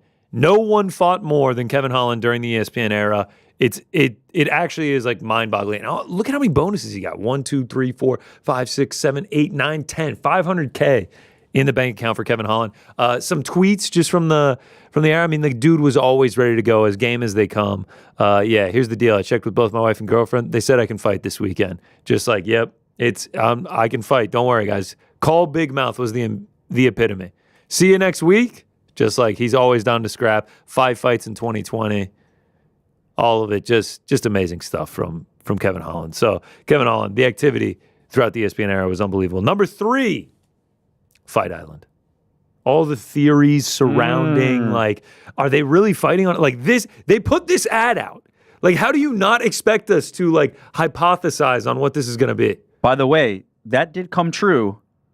But it was the training cage. They did not fight in that cage. Some of these like tweets, like people imagining like what it was actually going to be. It was such a weird time in the world and the sport and everything. All these fantasy things that people came up with. Fight Island was a time. It certainly was. Many crazy posts, many different ideas, and it just turned out like, oh yeah, there it is.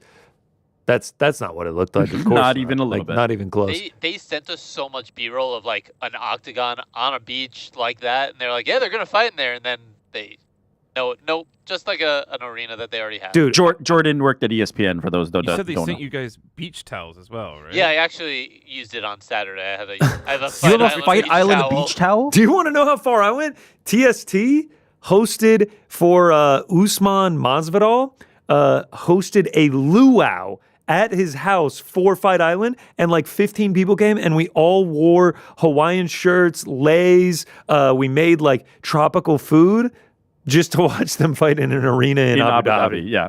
This is truly the moment I have been waiting for. You're getting posts like this from Dana White. Fight Island, baby! And it's the octagon on the beach. This is where they're doing face-offs from. Like, What a time. And like, it was so branded. Like, you could buy Fight Island merch. I have 2 Fight crazy. Island merchandise. Oh, that's fucking great. How the fuck did you guys get all this Fight Island merch? I didn't get shit. You didn't get anything? No. I didn't get You shit, want my man. shirt? No, thank you. Shout out to Fight Island, though. That was a crazy time.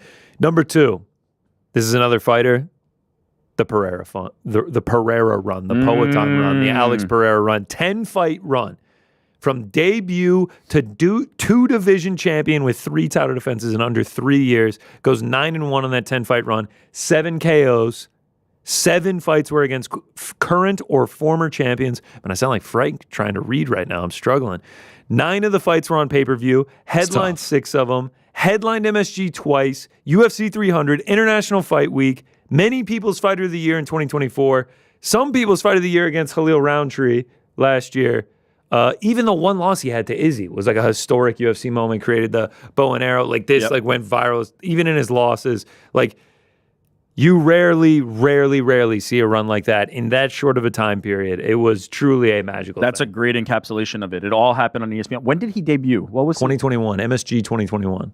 Wow. So not even like the beginning of the run. Like he kind of came halfway through and still fucking put it on. From that debut against Andreas Michailidis at the MSG card in November of 2021, UFC 268, all the way to against Khalil in October of last year, 10 fights, under 3 years, 2-division champ. Crazy. Crazy, bro. Shout out to Poatan. And then number 1, this is a no-brainer. If this isn't a number 1 on everyone's list, it's the easiest one. The Apex, baby. The birth of the warehouse in the desert. There's nothing better than a couple fights going down in the Apex. We got to see championship moments there. Here I am. Wow. Let's go. Taking it all in. Dreams come true. Dreams come true. That man's spot on right die there. happy now. Mecca. You went to Mecca. I went to Mecca, bro. I saw it, man. Shout out. Apex, number 1. From Francis Ngannou to Lad Dumont. Look at it. It's beautiful. What else do you want me to say? I mean, I think we have the picture of the posters, the all-time moment. Oh, yeah. Lad Dumont, October of 2021. Real ones remember. All time, baby. Fuck yeah. This is what made me a UFC fan. Vince Vaughn in the house. Yes. The Apex. Mark Zuckerberg rented it out because he's such a Mackenzie Dern fan. Legendary. And then these guys. I wonder how these guys felt on Monday morning when Paramount Plus news broke. I bet they were pissed. UFC/ESPN superfan. Oh, yeah. Norman Dumont. Another legendary moment for her. Not just Lad Dumont, but also Dumont Chandler. The chase down in round 1. There we are outside of it. God, good times. Number 1 moment of the ESPN era by far. Oh, that was great. God, you fucking guys crushed this. I got to tell you. I can't wait to hear yours. I feel like I don't feel like I lived up to this, but we're going to try. Nah, come on, man. Number 5, I will admit, these are a little more personal for me, right? These are like things that I feel like I was involved in, and I was pretty. Go ahead. God, man, you're having Click on the trigger. You're having a trigger finger today, here, man. And that I was involved with and mean a lot to me. Number 5, launching ESPN MMA, like the social accounts. This was a collaboration between myself and Tessa Hirsch, but also a lot of other people at ESPN. Shout out Katie Daly, who took a shot on us. And I feel like we kind of built something special at that time. Like it was not as crowded a space in the MMA Twitter sphere and social media handles and all that at the time. And then we kind of I think we can take credit for establishing a bit of a blueprint that has now been followed today by a lot of other accounts in the MMA space. Shout out to Tessa, my compatriot for life, for that. And I was very proud of what we did with ESPN MMA by the time I left. Number 4. Me, Ariel Helwani, December 31st, 2018. You didn't probably know this at the time, but we ushered in the UFC on ESPN era. Me and Ariel Helwani, when that clock struck midnight, were the first ones on when the UFC deal with ESPN started. So that New Year show. Look at this. Look at these guys. Look at these guys. Real champagne? Real champagne. Wow. This is midnight, on January 1st, 2019, the start of UFC on ESPN. We hosted a show. Now, we had done the show leading up to midnight, so we had, I think, TJ Dillashaw, Henry Cejudo, who are going to fight later in the year in January. It was a packed Helwani show. We had some great guests, and myself and Ariel were sitting on the set when it turned over. All right, now we're going to get a little more broad. Those were very personal for me. Number 3, the birth of a legend, Ariel Helwani. Yeah. And now I would like to play a clip from DC and Helwani where you will learn about Ariel Helwani. All this happened yesterday, but in the morning, I saw you tweet something about Vladimir Putin, and somebody made an agreement for Habib to come back. I mean, what happened? So is Habib out now? Like, what happened? Did he not get on the private jet? Did Habib not make the flight? Ariel and the What Xbox happened? headphones. What happened? Wait a second. This is early pandemic. You can see when like it clicked for Ariel. Yeah, I mean, He's put already that up dying. there. And then Dana White says something, and then you come back and so you just a big gangster now, right? You're a big gangster. This whole time Ariel's sitting there knowing. I couldn't believe it. I couldn't believe it. You put that there was agreement between Vladimir Putin. I'm like, wow, MMA is that big? And then all of a sudden, Dana says, no way. And then you're like, I love you, Dana. And I'm like, oh, so you're a gangster now. I don't understand what's going on. Can we get to that? Can we get to that? Can we get to some place on the West Coast that nobody knows exists? He's just keeping going. I can't breathe right now. Wait a second. Ariel, where's this place on the West Coast? There's a place on the West Coast. Where's this place? You can't even talk. You can't even correct him. I live on the West Coast. It makes it better that he didn't. Oh, it's so good. Let him just go. Where's this place on the West Coast? DC's laughing because Ariel's laughing. He doesn't even know what's coming. I read a tweet that said Vladimir Putin said Habib could leave. I was like, what is going on? Did you write that? No, I didn't write that. I thought that was you. It was a fake me, DC. I was like, oh my God. I thought it was you. This is getting sent-held before getting sent-held with It's the thing. so good. I was like, wow, Ariel actually Vladimir Putin said he could go fight. Ariel Wait a has second. tears And then you saw streaming Dana's down reply, his which face. was real to that tweet. That wasn't me. That was an imposter. Was that a You real know Dana? this? Was that That Dana's was real data. Obviously, I'm not paying attention. I'm not paying attention to the blue checks. So This is Dana what responded happened. to an imposter. Oh my God. I was like, wow, Ariel's such a gangster now. He's such a gangster now. You thought that was me this whole time? I thought the whole time, since yesterday morning. And then you say some stuff about a place on the West Coast that I have no idea if this place even exists. You okay? I took it off. I took it off. I can't take it though. Okay, I can't breathe. Okay, first of all, let me clear the air. I clearly, by the way, I edited this for me. social. That was someone named I feel like Ariel Helwani.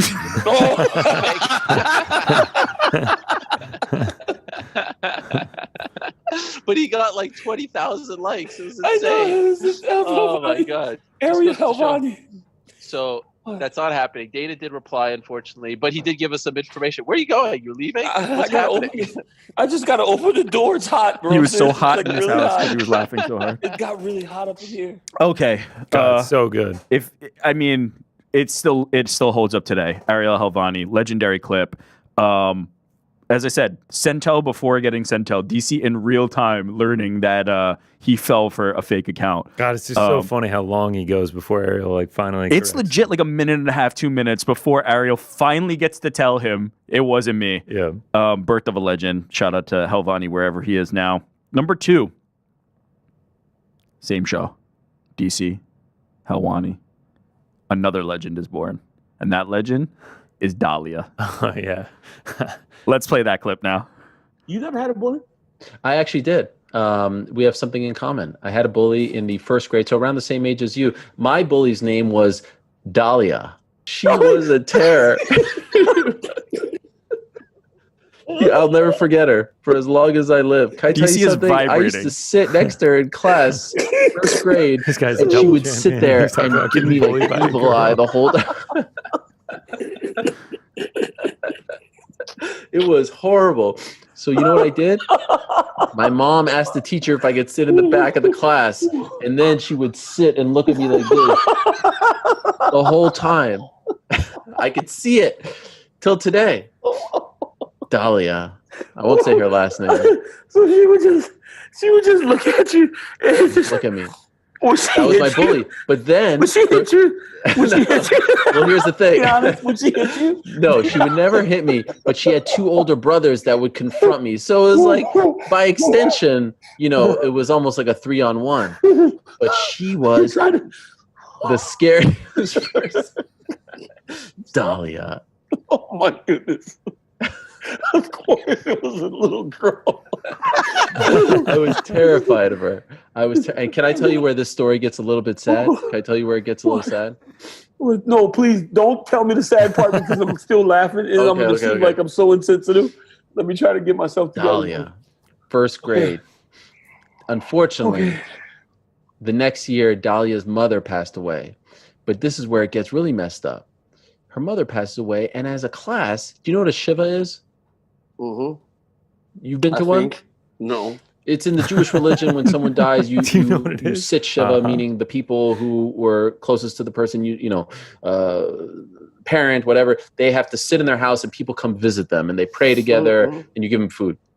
So as a class, my teachers thought it was a good idea that we go visit the Shiva of our classmate. But we're young kids, right? We're like 7, 8 years old. Not a great idea. I'll never forget. We're all sitting there. I've never been to a Shiva before. I never knew anyone who died. I was terrified. And it's my bully's house that I'm going to.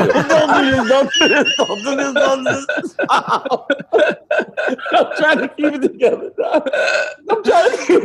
All I can feel was that you went to her Shiva and she beat you up, dog. No.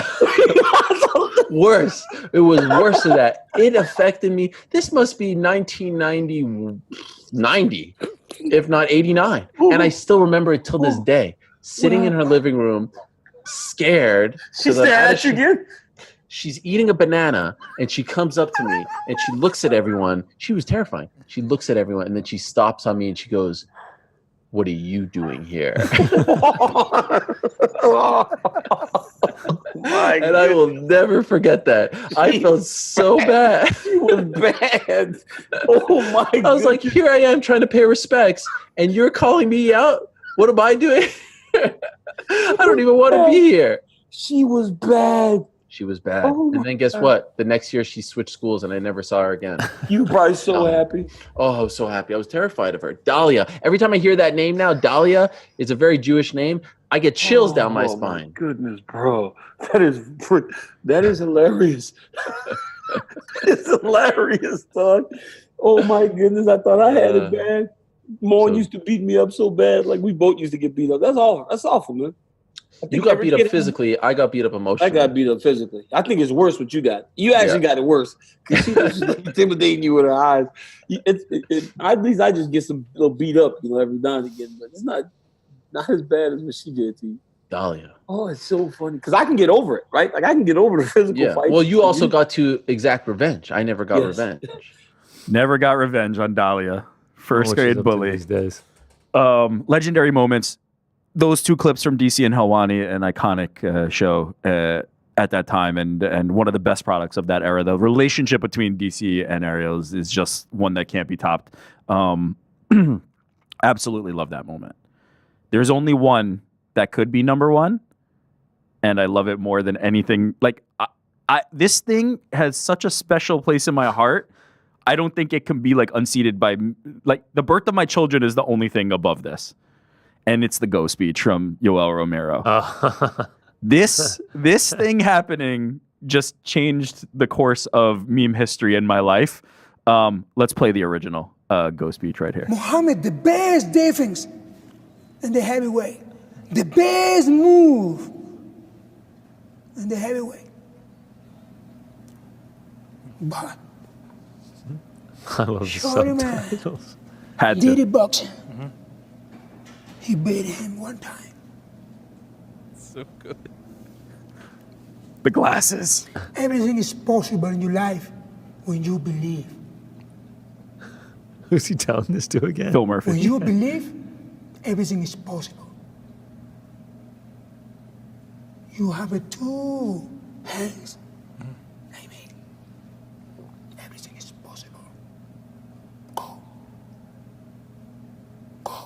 And take it whatever way you want to do.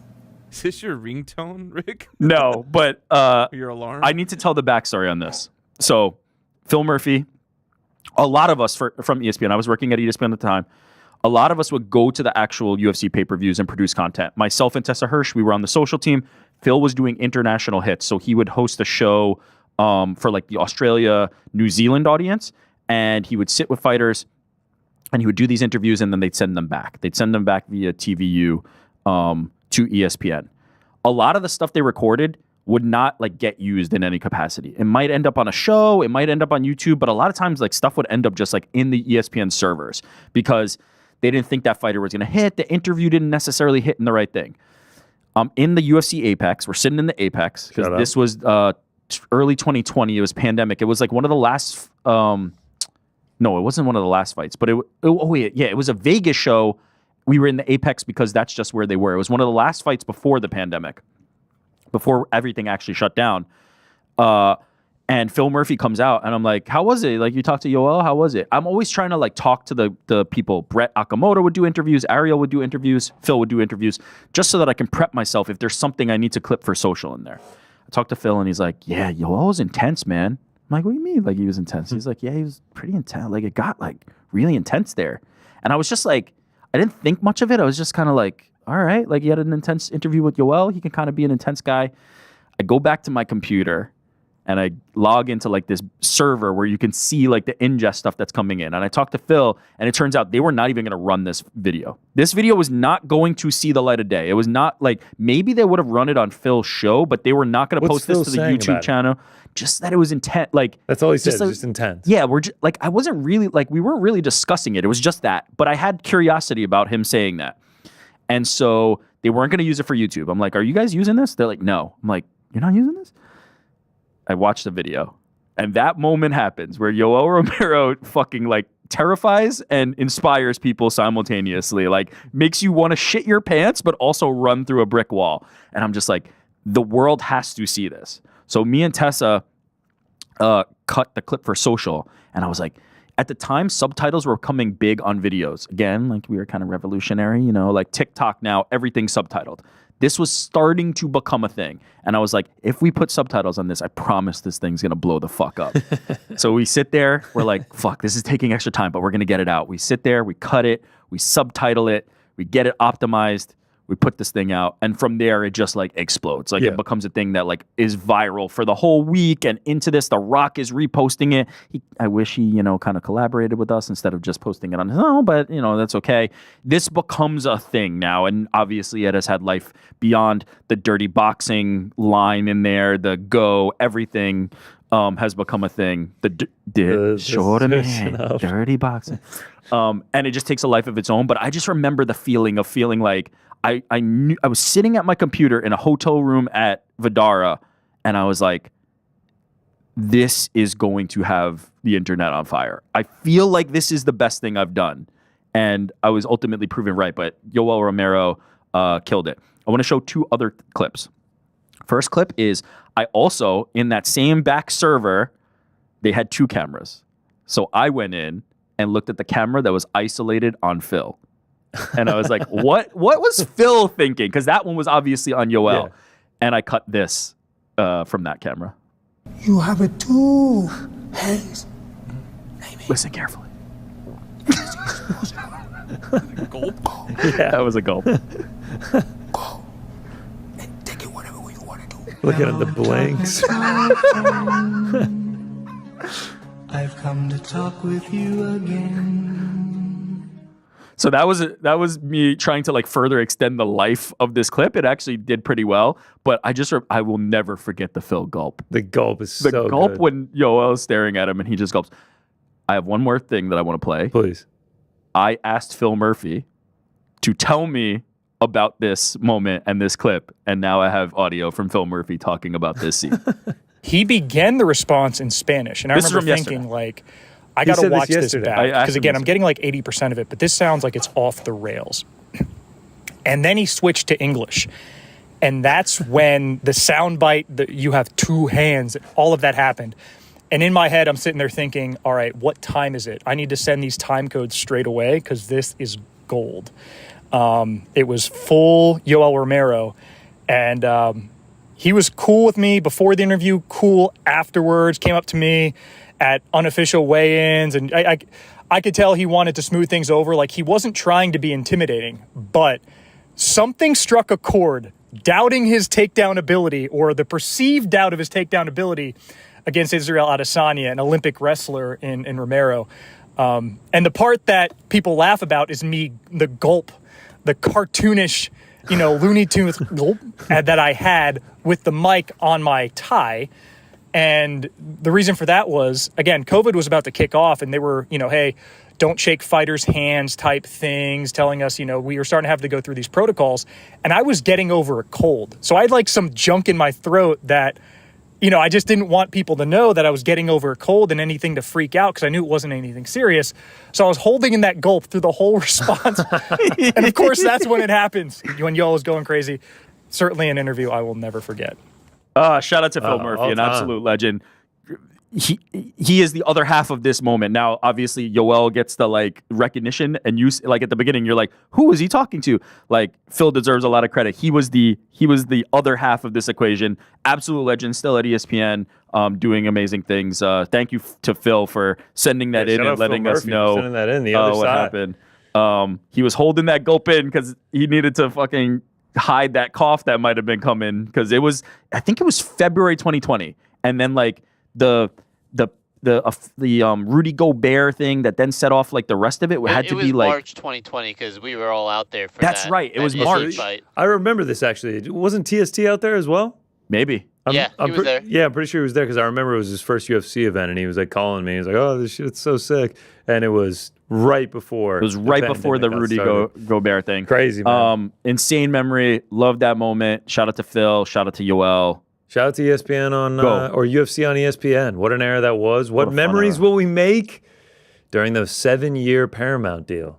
What will we be saying in 2032 about what happened during the Paramount Plus era? All right, that was a good one. That was a fun one to look back on the last 7 years, the deal with ESPN since January 1st of 2019. That's pound for pound. Frankie, we got any voicemails, brother?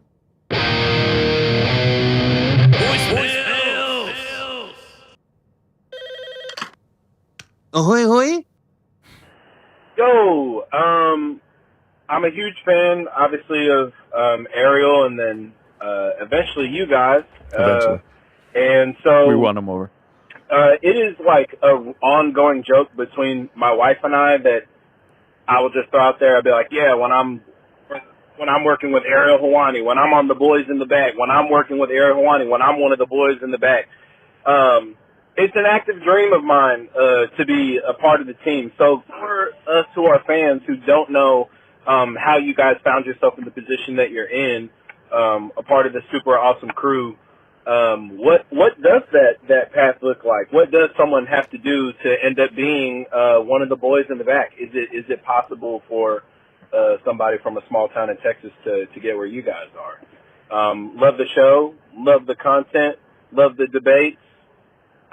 Keep doing what y'all are doing, and Is it possible? Yeah, absolutely. Are you kidding me? Maybe not sitting in this exact seat, but you can do anything you want, especially in your career. 7 years ago, 7.5 years ago, I was getting laughed out of interviews when I was freshly out of college. You can attain anything you want. This no question about it. Go. Anything is possible. Yeah. What Romero said. No, honestly, that is a perfect transition from our list and the ESPN era. Is 5 years ago, you're in radio at ESPN. I'm in social media at ESPN. None of this is a thing. And then now we're here. So there's a path. You just have to kind of build the skill set, prepare for the moment. Grind, figure out, That's one of the biggest keys. You're just going to have to grind. You're just going to have to put in a lot of hard work. Work so hard that you start getting lucky. Yeah. The thing I always say is anticipate, right? Whatever the wave is going to be 3 to 5 years from now, that's what you need to start moving toward. You can be a boy in the back or a boy in the back equivalent. Maybe you'll be something even greater. So yes, it can happen to anybody. What's up, guys? What's up, brother? I'm a 24-year-old college graduate. I was just wondering if you guys offered an internship position, or if you could offer one. Fuck. I currently run a machine learning model that predicts fights. Oh, shit. And it's been quite successful. I think it's around 80% accurate on winners and roughly 35%, 40% accurate on winner method combos. I was just wondering... we need to I hit love him up the for show, that. I know. I'm like, is this a money printer? I'd love to be a part of it. Also, I got a friend, Eli Picorni. He's making his debut in the LFA on September 12th. Same card as Gable Steveson. He actually trained with Gable growing up in Portage. Dude is definitely going to be in the UFC soon, and will definitely be on the Helwani show. So just thought I'd throw that out there. All right, take care, guys. There's a lot to unpack there. Amazing call. First of all, Gable Steveson is making a fighting debut on for the LFA. LFA brings in all Minnesota super fight to the land of 1,000 lakes at LFA 128. I'm not saying anything about Gable Steveson. Does he know something that we don't know yet? McKee versus McPadden. I don't think Gable has anything on the books yet. Let's see. McKee always comes prepared with his corner. A fellow. Okay, Gable Steveson will be at the fights, it looks like. Logan Storley and Gable Steveson is in McKee's corner for this fight. But what if he's also fighting there? Yeah, I don't think. Did he just break some news? I don't know. Sounds like that's what he was saying. Now, granted, Frank, last week we had you gotta quit cutting these off, man. We had Don Davis try to break some news for us, and it didn't go so hot. It didn't go out so well. Looks like LFA 168 is the one he's talking about, though, in Minnesota. So shout out to your friend. In terms of internships, Rick is the official hire, but I mean, fuck, he just throws it right to me. This is a small operation. Yeah, we have specific needs, and let's just say this. I have an email in my X bio. If you ever want to send a resume, ever say like, hey, this is what I do, check out what I do, send it there. Anytime somebody emails me, I, 1, respond, and 2, collect it. And if we have needs that need to be filled, I always reach out to people from that list. So send me something, and I'll keep an eye on it. Man, a dream is we have like an uncrowned job listing. One day. I actually didn't even know you guys did this service. This is a very, very good service. You should do this more. It's very clearly Oscar Willis. My question, first time caller, long time listener. My question is straight into it. How comically funny would Khamzat moving back down to 170 and Ilya moving up to 170 be if they then fought? How funny would that be? On a scale of 1 to 10. I don't really have a question. I just saw the voicemail thing and I was calling without even really thinking it through. I'm going to the dentist now. What an efficient call that was. That was Oscar Willis, yeah? 100%. Yeah, Khamzat versus Ilya at 170? I guess the path is Ilya goes up to 170, beats Islam. Khamzat comes down. And beating he DDP to try to become double champ. It would be the size difference would be comical. 1,000%. Yeah, you would actually look like Khamzat is like towering over him, like in that video against DDP. But fuck, it'd be a huge fight though. Imagine if Ilya Taporia starts Khamzat.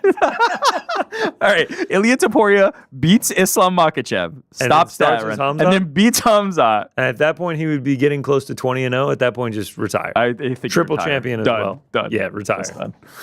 Yeah, unlikely, but fuck, it would be the two of them squaring off would be very odd to look at. It's not gonna happen. Shout out Oscar Willis though.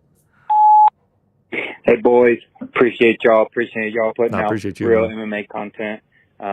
Tristan from Colorado. Just want to see what you guys thought about what the greatest knockout ever was. I know a lot of people are going to say Max knocking out Justin in the 5th, which is good, but I don't think anything tops the head kick from Leon. We're talking about Kamara, one of the best welterweights to ever do it. He's up 5-0. It's going into the last minute 30, and head kicks him, changes the course of welterweight history. So just give me your thoughts. Like I said, I appreciate you guys. Appreciate the real content you put out. Much love. Peace.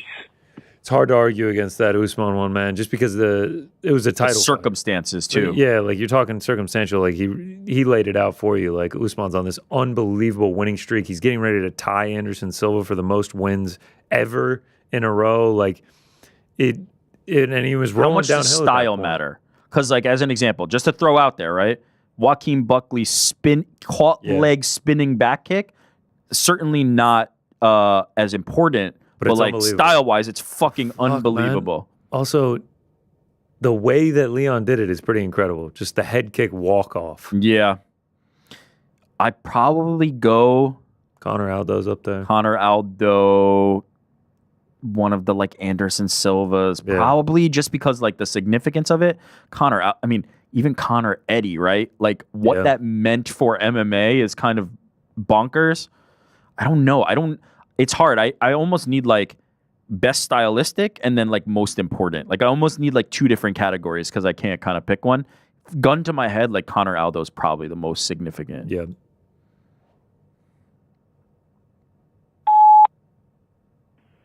What's up, boys? What's up, man? Josh, Raleigh, North Carolina. Duke's finest. Duke, shout out. Eric, I'm so sick of your Lord of the Rings slander. It's so annoying. You got to just ignore it, This is like a corny contrarian take. I'm a contrarian myself. I get it. But at this point, you're just being obnoxious, bro. 11 for 11 at the Academy Awards for Return of the King. That's tied for the most Oscars for a single movie ever. What's it tied with? Ben-Hur and Titanic, bro. The public has spoken. This is in our cultural canon. It's good. Your opinion is trash. I'm out. Go Tom Aspinall. You know what Ben-Hur and Titanic also have in common with Lord of the Rings? Other than the Academy Awards? Boring as fucking shit that you would never watch again. So... These are things that you just have to ignore it at this point. It's such a troll job that like, you can't even entertain it. Don't feed the beast. Shout out to that guy. We have nothing to worry about when it comes to Lord of the Rings. I agree. There is nothing to worry about when it comes to 02, 03, back to back to back, banger, production quality, soundtrack, acting, storyline. Oh, it's. You also say rewatchability. I've watched each of them like 6 or 7 times. Wow, that is many weeks of your life. Give me a director's cut too. No, hard pass. Yo, what up, boys? Wow, this is great quality. Got a quick question for you. I'm going to UFC 319 in Chicago, right down the street from me. Oh wow. And I'm thinking about going to the press conference. Okay. And the weigh-ins, ceremonial weigh-ins. Yeah. I figure one of you must have been to those before. It's kind of like a weird setup. I think it's at like a separate location from the actual arena. Correct. That 319 is in. And I've heard, different stories online that you got to wait in line for hours, or I don't know how true that is. So I just wanted to see if you guys have ever been. Have any advice? Love the show. Thanks. Thank you, brother. Thanks for the call. I have been. I went to the UFC 300 press conference. That one we were able to just walk in. It was at the MGM Grand. Did he say that this was his first UFC event? Yeah, then I would recommend going. You should go for the experience. The amount of people, how long you'll wait in line depends on the event. Based on this one being a long-awaited return to Chicago, I expect you are going to have to wait a long time. Otherwise, line up early. But to Connor's point, like if this is like going to be it for you, and who knows when they'll come back to Chicago, right? It's been years between. Go do it. Have fun at these things. They're open, so like you might as well. And then enjoy the fights on Saturday.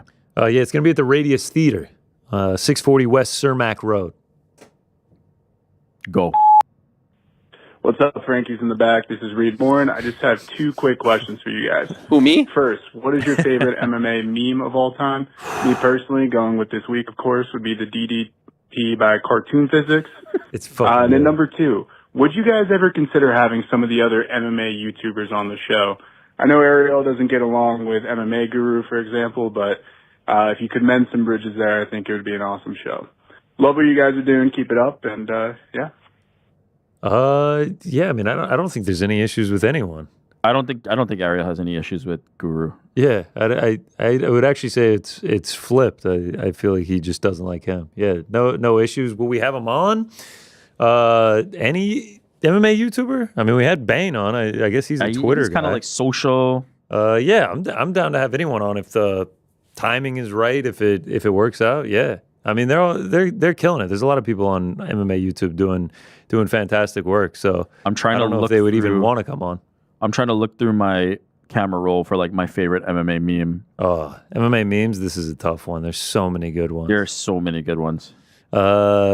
McGregor interview talking about boxing. It's just like, are you Manny going to need to Pacquiao? win world titles? And he's No. like, and no. Yeah, that one is pretty great. Man, there's Yoel so Romero from earlier is quite Yoel good. Romero. McGregor, where he's in the back of the locker room and he's laughing really hard, and then he's like, what? What? Man, I would need a minute to like really sit and think on this. And maybe provide some good memes though. God, so many good ones. What's up? It's Eddie. What's up, Eddie? I just have to prop up a little awkward moment of mine from back in high school. It was the first day back at school. I'm walking up the steps, and a good-looking girl is waving to me and saying, "Oh my God, hi! I missed you so much." And we start having a conversation. Things are flowing. And then I realize her eye contact is a little bit off. And she was talking to somebody right behind me. And neither of them acknowledged it whatsoever. I just walked away. Shut the fuck and, up. that was the start of a a day, obviously. So, yeah.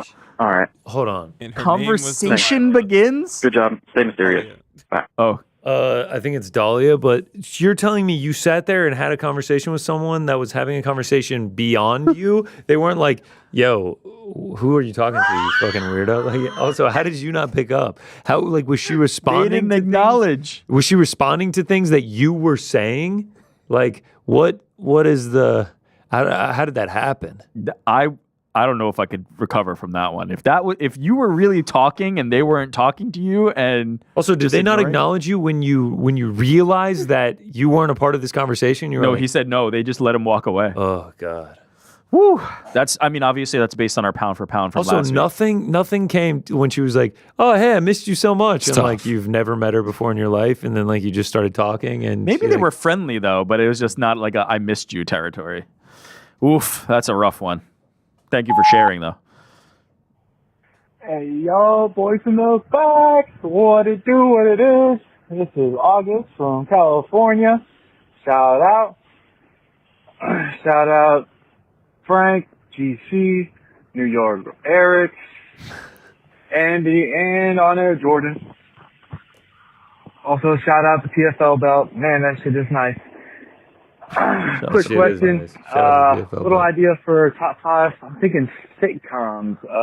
Ooh, okay. One of my favorites, probably my favorite, is got to be Friends. And I was wondering, if you guys, for one, if you guys wanted to do that top 5, that'd be a slanging and banging. And also, who in the Friends cast would each of you guys think you are? Give your own identification and opinions on who else might be. Talk amongst yourselves. Thank you very much. Much love to all of y'all. I'm out. I liked the idea until your number one is Friends. And for that, I'm out. But same here. Clocking out of we have people in the back who might be able to assist. Oh, classic. Can somebody in the back? It all makes sense now. Rick came up to me earlier, breaking the fourth wall, and was like, Andy, random question. Do you like Friends? How much do you like Friends? Would you say you're a Friends fan? And I'm like, this is the weirdest thing Rick has ever asked me. But yes, I do. So what? I pick one for each of you? Yes, please assign us. Yeah, we need to have this completed. Okay. What the fuck is that? Frank's is the easiest one. He's David, Phoebe's ex, who Okay. is like the most introverted person. Like, he's so That nerdy. tracks. Come on, Frankie. I'm super introverted, so I'm a Monica 1000%. Okay. Enter the haters. That's that's Courtney Cox? Yeah. Okay. Yeah, that's definitely me. Jordan is Ross, Okay. I think. Yeah. GC Joey. Okay. Chandler Wick. Tough. I guess Ariel has tough. to be Rachel. Ariel's Rachel. Wow. I like it. Pete C. Yeah, who's Pete? Wait, who's even left? Well, I've already picked side characters here. So okay, so Pete C, because of the laugh, maybe Janice. Okay. Yeah. I don't know, Janice. I don't You know Bad laugh or a I know good like laugh? 3 of these names. I'm pretty sure Janice is the one with the annoying voice. Oh, But wow. her Pizzi, laugh rough, is rough so go. iconic, and Pizzi's laugh is so iconic. Like, gotta give it to him. Let's see if that person agrees. All right. Thank you, Andy. I'm not a Friends guy either, by the way. Nah, can't do it. What's up, boys in the back? It's Maddie from Nashville. What's up, Maddie? I've been listening to your show for a few months now while I'm working, making guitars, getting dusty. Love what Sick. you guys do. Had a quick question for you. What's your favorite obscure stat in the UFC? Mine lately has been that Cody Brundage has a 100% no contest rate against people with Abdul in their name. Thought that was pretty silly. Anyways, love the show. Peace. Okay, mine, just like really quickly off the top of my head, is who is bro from Denmark? Denmark. Oh, say his name. Oh God, say his name. Why can't I think of it right now? Someone say it in the chat. Wow. Why can I not think of his name? Denmark. James Tuhuna? Hold on, man. This is riveting content here. Say his name, and I'm gonna Dalby. His record against Brazilians is like 6 or 7-0. Oh, that's a fucking great one. Like Holy shit. He exclusively like beat Gabriel Bonfim, beat Warley Alves, beat Claudio Silva. Like he also thrives when he goes into Brazil. Beat Alex Oliveira. Beat Elizalou Zaleski. Like he just like dominates Brazilians for some random reason. And like a lot of those, he was a massive underdog. Plus 455 against Gabriel Bonfim, plus 110 against Warley Alves. Is always dogs these guys. Plus 130 against Alex Oliveira. So yeah, the Brazilian beast, Nicolas Dalby. No, the Brazilian beast is Guilherme Cruz. So don't give me Danish dynamite Brazilian killer, Nicolas Dalby. That's a great one. I don't have one better than that, so let's roll with that. Yeah, it's his. I want to say he's like 5-0, 6-1, something crazy. Boys, Eric from Detroit. With the NFL season approaching, okay, if the UFC were to do a combine, who do you think would win the bench press competition, and who would win the 40-yard dash? Also, who would win at these competitions in the uncrowned office? Shout out Gout Gout. Shout out Gout. Combine in the UFC. Who's the strongest? Who's doing the most bench press reps? Anybody got one? It's got to be someone at heavyweight, right? Got to be, right? Gelton Almeida, Tom Aspinall. Probably Tom, right? Yeah, like who's like the biggest, like dude? strongest looking heavyweight? We don't like have the Volkov's Brock not gonna do Lesnar's it. and those guys anymore. Speed? Who's fast? A flyweight. It's got to flyweight might be too small though because you don't have long enough legs. It might be like a featherweight or a lightweight or maybe a welterweight or even welterweight. Yeah, yeah. I don't know. Uncrowned office. I don't know. Is Merab fast? He's got insane cardio, but like I don't know. There's no way to know if they're fast. They don't have to run. They don't really run like that. Uncrowned. Chelsea Chandler. I'm sweeping it. Yeah, Chelsea Chandler wins the 40-yard dash. I'm sweeping the uncrowned office. Yeah, I would not do well in either of those, so I don't doubt that. Hey, boys in the back, what's good in the hood? What's up, bro? Pete the plumber from T-Dot. 31 degrees, feeling like 40 at the Humidex. Sweating my bag off. Just thinking about Celsius. The cheat meal I'm going to have on Saturday night watching Dricus and Khamzat. Oh, what are we eating? What are we I eating? was wondering what your guys' go-to cheat meal is. Personally, for me, I'm always a burger and fries guy. Wash that down with a white Monster so I can stay up late enough. This guy's lit. Yeah, man. Shout out to you guys. Shout out to the whole crew. Keep doing what you're doing, man. Peace. I do not have a specific cheat meal, just eating something shitty for me. Something greasy. Whatever I'm right? in the mood for. Yeah. I don't have one either. Could be anything. Pasta. I don't have like a go-to. Yeah, Mediterranean, sushi, pizza, burgers. Sushi's not a cheat meal though. With how much I eat of it, yeah. And I'm also getting like the specialty rolls, fried up, Okay, spicy fair, mayo, and I'm probably going to eat like 3 or 4 of those rolls. Shout out. Enjoy that meal. Boys in the back. It's Matt from Nashville again. Oh, we're back. What's up, Matt? 4:52 in the morning. Fucking about to hell. clock into work. Clock in, bro. Got this question on my mind ever since the Paramount deal got signed. And that question is, What the fuck am I going to spend that extra $80 a month on, boys? 2026 rolls around. I'm going to be living like a king. Want to know your thoughts on the best way to blow that 80? I'm not going to save it. I'm not going to invest it. This is fun money. Give me a pound for pound. Top 5 ways to spend $80 a month. Love the show. Boys in the back. Best part of my week. Peace. God, that energy at 4:52 a.m. Shout out. You don't also need to call us, like, wake up for work and then be like, yo, gotta hit up the BITB. The man. Shout out to Matt from Nashville. Definitely don't need to buy any white monsters back in that's for sure. Best way to blow your Buy money? some Celsius instead, by the way. Gamble? And that's the worst way. You're going to blow the money regardless. Good Well, if you food? gamble and you win, you have more money to blow. Yeah. So, I mean, This is a very dangerous, Nashville? slippery slope here. You want to get dangerous? I don't know. Fentanyl?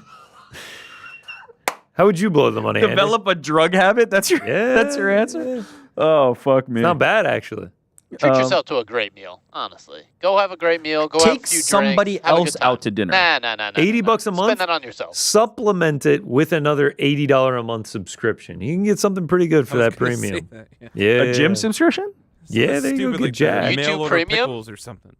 There's like a racing car club here in New York that I looked up one time, and they have like F1 and NASCAR simulators within the club. It's like very exclusive restaurant, social club with like racing cars you can drive and rent. It's like $350 a month. So put it toward that. Yeah, I'd never do it, but yeah, if Make you're a in New dent in York, that. put it towards that. Which you're not. You're in Nashville. So my recommendation is dog shit, but enjoy the $80 a month. What's up, boys in the back? What's up, man? Henry McLaughlin here, future UNC freshman. Shout I out. want to give a Go shout out Heels. to the other UNC Belichick. student, also named Henry, I was gonna say double also Henry. part of Carolina Boxing. Shout out. Yeah. Mainly just give a big shout out on the bike right now, training. Competition season coming up. Let's go. Heavy hand Henry, first time KO. Every tournament this year. Let's go. Let's go. Shout out to the Henrys. When you want to get to work on the bike, just let me know. What's up, boys in the back? What's up, man? What's up, boys? Yeah, that Hayden felt from like Henry California here. What's up, Hayden? Was just thinking about this new UFC deal with CBS.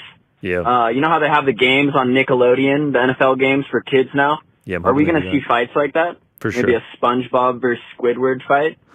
You never know. All right, thanks, boys. Or what if just like Guy Ilya gets- Taporia gets slimed? Yeah, guy gets body slammed and is laying unconscious, and they slime him. You know how they do Fun for like the the, whole fam. NFL game on Nick, where Yeah. like Patrick is the netting. Imagine they just do like Patrick as the octagon. SpongeBob pops out of it Not like bad. a knocked out person. The yellow octagon they did for what, UFC 200? Yeah. Do that, but make it SpongeBob. I love this. Hey, boys, it's me, Az. And I'm Sam, and we're from Melbourne, Australia. Fuck yeah. Now, the last time we called, Frank was away on business. So to make up for it, we want to ask everyone in the crew, what are your favorite Frank pound for pound moments of all time? For me, I've got to go with the pie list. Shrimp cocktail? Can't get any better than that. For me, Frank's 311 list can't be defeated. The way the man completely lost the plot. By the way, do you all really Shrimp believe cocktail. that all those mailmen are actually really mailmen? Yeah, they're really mellow. Also, GC, I'm backing you in against HS Tiki Toki. 1 round in the ring, 1 round on the bike, and the 3rd round is up to you.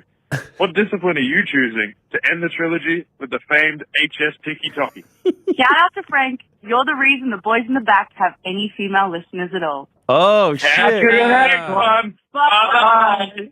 Fuck, that was what a incredible. call. What Fuck, a that call. was incredible. They started duo last time. Now they've added trio. And a female voice as well. That's unbelievable down in Melbourne. Shout out to you guys. That just made my day. That was great. Funny you mentioned that. I saw a clip of HS Tiki Taki recently.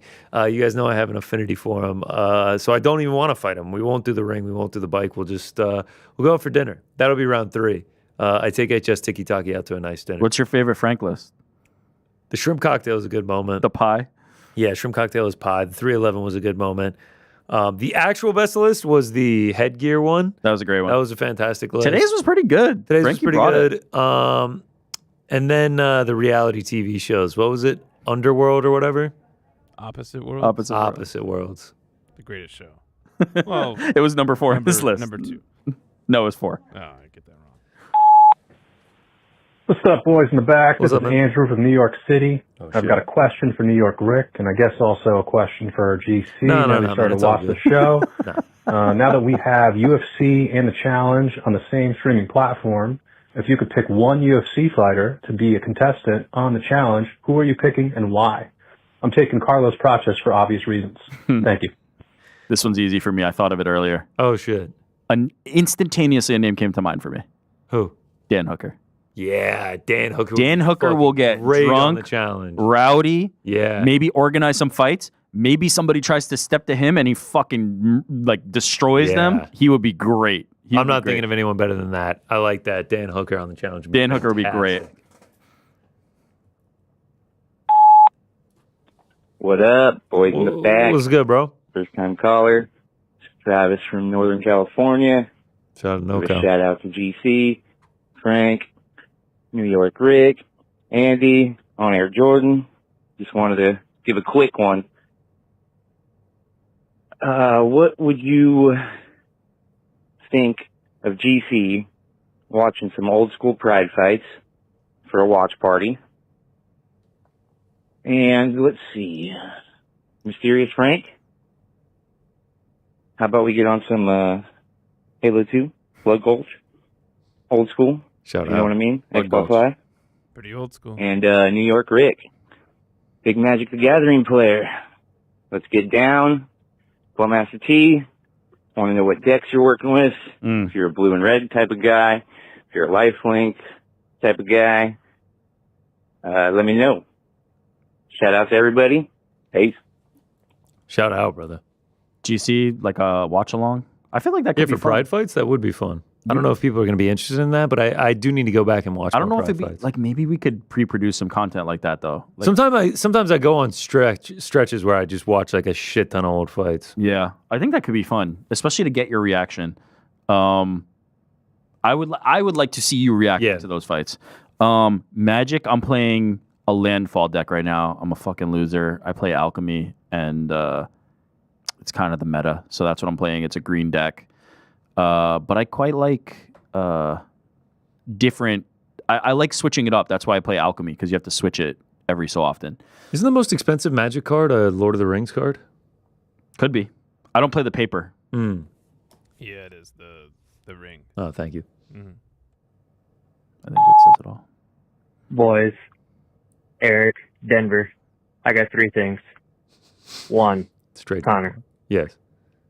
Is there any truth to, I've seen a couple things on the internet, about FanDuel making a rule or a thing about some guy on the internet posting something, everybody winning a bunch of money because of it, and now because of that, FanDuel made a stipulation that if you make a bet when somebody posts something like that, that you cannot win money or something along those lines. Is there any truth to that? And if that is true, is there a possibility of that catching fire to other things like DraftKings, et cetera, et cetera?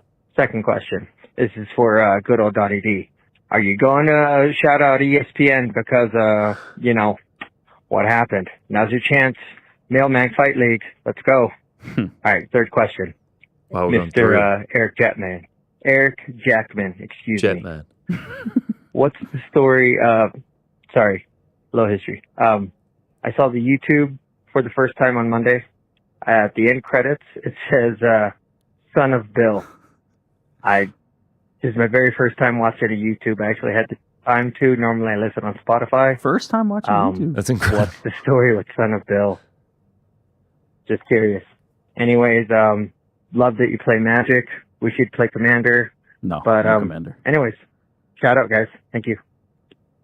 Why is it Son of Bill? That's a Jordan question. I don't do the credits. I mean, you are Son of Bill. What do you Nah, want me that's to my tell you? dad. That's my dad, William. Billy Jack.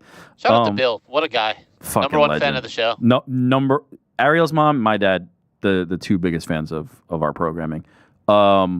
I hadn't heard about this thing that he's talking about. All right, so it was something that happened back in June. This dude, Only Parlays, gave out a home run parlay. And according to NJ-based VIP rep of FanDuel, they lost over $2.2 million on an enormously circulated home run parlay last night.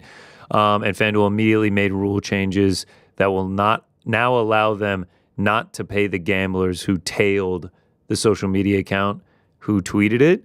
But how could they determine that you tailed it? I guess if you're just a big enough account and then a bunch of people took it. We suspect that your account's usage could represent business usage, so essentially like you're giving out picks. FanDuel reserves the right to void any or all bets made by any group of people acting in conjunction with each other or any individual acting alone in an attempt to defraud FanDuel Sportsbook. If there is any real truth to that and they start doing that, they will just continue to lose credibility. This whole like being limited as soon as you start long-term winning with places, like really good gamblers are always trying to circumvent the blockages and the limits that are put on by these places. So if all you're doing is not allowing people to win, people will stop betting. It's just an odd one also, though, because like people give out picks. That's kind of like how they do. In fact, like a lot of the books incentivize you to like go with XYZ person. Well, like FanDuel has the they partnership. incentivize you to go with Dave Portnoy and Big Cat's Picks of the Week or Joe Schmo from XYZ Company. They don't incentivize you to go with the Sharp who is actually giving out winning bets. I just don't know how you track that, but that's a fascinating one. All right. I think it would have to be like really wide stream, but they're making so much money. I don't know why you limit these people. Just you have to understand you're going to have to lose some to the winners, but you're going to make so much more to the losers. Yeah, well, that's their game. They know that. They'll make that. What up, boys? Just wanted to give a huge shout out to the people out there doing God's work, aka the people putting up the illegal stream. Want to give a huge thanks to them for getting this deal through with UFC and Paramount. Without them, we'd still be paying $80 for a pay-per-view. So thank the streaming gods. The real heroes. The real heroes. Shout out. Shout out Meth, Crack, East. Y'all know. What up, Dapper Don? There he is. There he is. Calling under better circumstances, but we're going to get through this. One way or another. First off, yes, I am calling from the employee bathroom. Postman has banned me from calling the show, but that is not going to stop old Dapper Don. Fight the good fight, Okay? Don. So, going to have to deal with it. I'm here in hiding. He will find us out eventually, and I'm just going to keep rotating the different employee bathrooms at PFL HQ. So, tomorrow, Friday, August 15th, early card, 6:30, main card, 9 p.m., Liz Carmouche and Jenna Bishop clash Yes. for the We can't wait, PFL Don. Women's Flyweight Tournament title. Okay. Yes. Good news up front. More good news, PFL Africa, huge success. Yeah. Francis Ngannou, absent. We have our own problems with there, but headline is amazing fight, tons of finishes, a lot of fun. Now, to the egg on my face, or it seems that way anyway. Martin Budai is a fucking scumbag, okay? This guy, he seems all nice, up front. I've been calling him the potential GOAT of MMA, the greatest potential heavyweight of all time, all year. Everyone knows that. And behind the scenes, he's a real piece of shit, okay? His coach, partner, Danka. Octagon legend. This is what kills sports, all right? This kind of shit, this is what kills the sport that we love of MMA. Because this guy had the contract signed, sealed, and delivered, right? He was in the PFL. That's why I said so confidently that I was breaking news that he was in the PFL. And what does he do? He hears your great show that we all love, The Boys in the Back, and he goes, oh, you know what? I'm going to use this as a leverage to go backwards and get with Octagon MMA to fight, to regain the title he's already had. So, yeah, if you want to go fight easier competition, okay, for whatever sweetheart deal they made for you to fight in the Coliseum, great, But the real fight, the real money fight is in the PFL. And I don't like being negative, okay? Glad we got that out of the way. And, he killed the sport. He's a fucking scumbag and a bad person personally. Anyway, I would Shout out never to lie to you. Martin Budai. The deal was done. He just didn't want to do great, it. and it's a that's great how that deal with goes. Octagon, I'm sure. You can't make a guy fight. You can't make a guy fight, real competition. Okay. Dog Walk. Let's talk about Dog Walk. It is by Blender Studios. It is a casual exploration, wholesome game. You explore a handcrafted winter forest as a big, adorable dog with a little kid in tow. A short, free, open source project. Yeah, I'm looking at it. It's ridiculous. It ends abruptly because Double D hit the time limit. Oh, wow. You ran out of Double time. D. Damn. Shout out. Love a good. The Dog Walk game looks great, man. Shout out to Blender Studio. Shout out to Don Davis. Shout out to Martin Budai and Octagon as well. That was. Congrats to Martin Budai for signing with Octagon. Yeah, congrats to Martin Budai, man. No love lost here. We are big fans of Martin Budai. Any more, Frankie?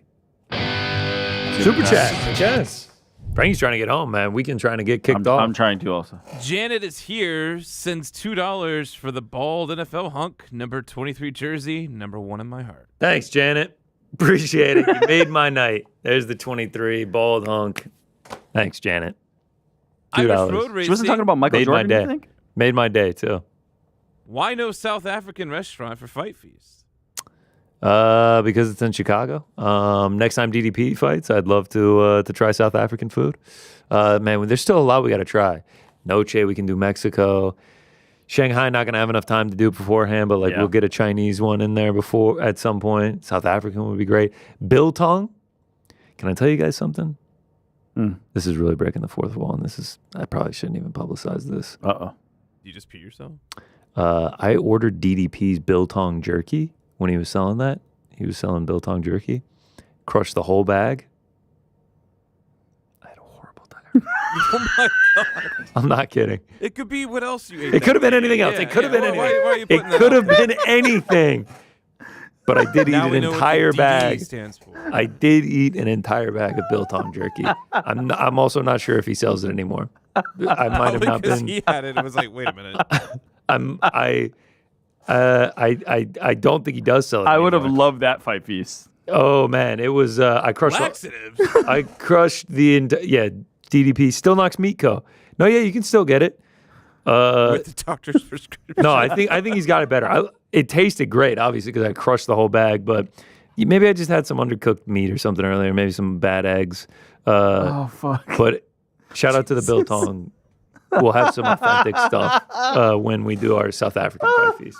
Clutch Attitude says, Jordan, you're the man. I darn peed on myself when GC came out with the frozen pizza. It was still frozen when it came out the oven. Much love.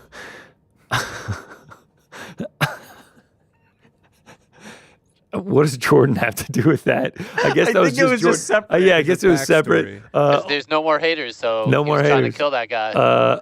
Also, the pizza was overcooked. It was so burnt. It was so fucking burnt. Thank you for the $5. Thank you for the $5. Rebuildable Ryan. This is the best MMA coverage channel, period. Oh, thank you, You man. read it as furious. Frank, you have editorial decision making to correct that. Yeah, I struggle enough with the letters. They move all over the place. Thank you. You do struggle to read. 717. Khamzat was training with Sam Calvita. Thoughts? That was the strength and conditioning coach. Yeah. Like nothing him and Pico. Yeah, like no thoughts. Like if he's a good, I don't honestly know much. Looks about like him. they're working hard. Yeah, it looks like they're working hard. Fucking Pico looked like Adonis. Yeah, I don't really know enough about Sam. Like I haven't really looked into it. But yeah, I don't know. Good. Yeah, we'll find out on Saturday night. Both those guys, co-main We'll see and what the main event. results are. Elijah Dream. Honorable mention, Ben Roethlisberger, Oh, third fuck. down. How did I forget that? Oh, man. And me and Mike Heck were doing a watch party for it. And it was, Oh, I do remember that. That's such a good one. Actually, you weren't there for it. That's when we were doing the Jed Mashu home one. So you were chilling. Frank, I remember that really well. 3 of them that we did like that. Yeah, that is some of the hardest I've ever laughed. And then I posted the clip of it, and then a Steelers account took it, and it got 150,000 likes for the Steelers account. Really? Oh, so that was one of the funniest moments I've ever And then witnessed. they treated it like they made the content. Yes, yeah, great shout. I wish I had thought about that. That was so good. Ben Roethlisberger, third down miscues, and they just kept firing it. And Ben Roethlisberger hadn't taken a snap in like 4 years. It was so good. This is the last one. Oh, okay. Thanks, man. Jay Hagel. Wow. Shout to Boys in the Bag. Underrated ESPN MMA was Chito Vera no selling Song Yadong after losing a UD on the last arena show before COVID lockdown. I don't really remember that one that well. I'll take your word for it. I might go back and look at it. Another underrated one. Paolo and Luke Rockhold doing a joint interview. I think it was Paolo and Luke. I think it was Paolo and Luke. What does UD mean, Frank? No, it wasn't Paolo and Luke. Upper deck. Was it Paolo and Luke? Do you know what UD means, Frank? Either oh boy, unanimous decision. Oh, nice. Jesus, I was about to say, bro. We have watched like upset duck. He asked Andy and Andy told him, and he goes, "You guys are fucking with me." I was about to say, this is going to be like our 40th Jordan, watch party this and weekend. he had this smirk on his face that was so big that I was like, "There's no way I'm fucking trusting him." Okay, yo, back to the Ben Roethlisberger third down miscues. If you just type in Ben Roethlisberger third down miscues on pop Google, up? the top 4 videos are just me and Mike's reaction. Oh, incredible! Different Steelers accounts. Mike, oh god, all time moment, man. It was. I was thinking of Paolo and Marvin Vittori, and Paolo had said ahead of time that he was going to miss weight, and he just sits there trolling Marvin Vittori as if Marvin did something wrong. It was the funniest fucking thing ever. It's a personal problem. Yeah, it's a personal problem. All right, that's all for the super chats. Yes, sir. All right, that's it for the show. Seen a bunch of people in the chat talking about McGregor. Like UFC Roster Watch tweeted that he's no longer on the roster, but like I have no confirmation of that. I haven't seen a reputable outlet. Isn't Roster Watch not actually like the Roster Watch account anymore? Somebody bought it and then they were not doing Roster Watch. I don't know. I need a much stronger confirmation of that before I look at anything. Someone sent me a Sports Illustrated article and it's just referring to the Roster Watch tweet. So that's we don't have any information on it, so we can't speak to the validity of any of that being true. But this weekend, we can speak to the validity of the main event.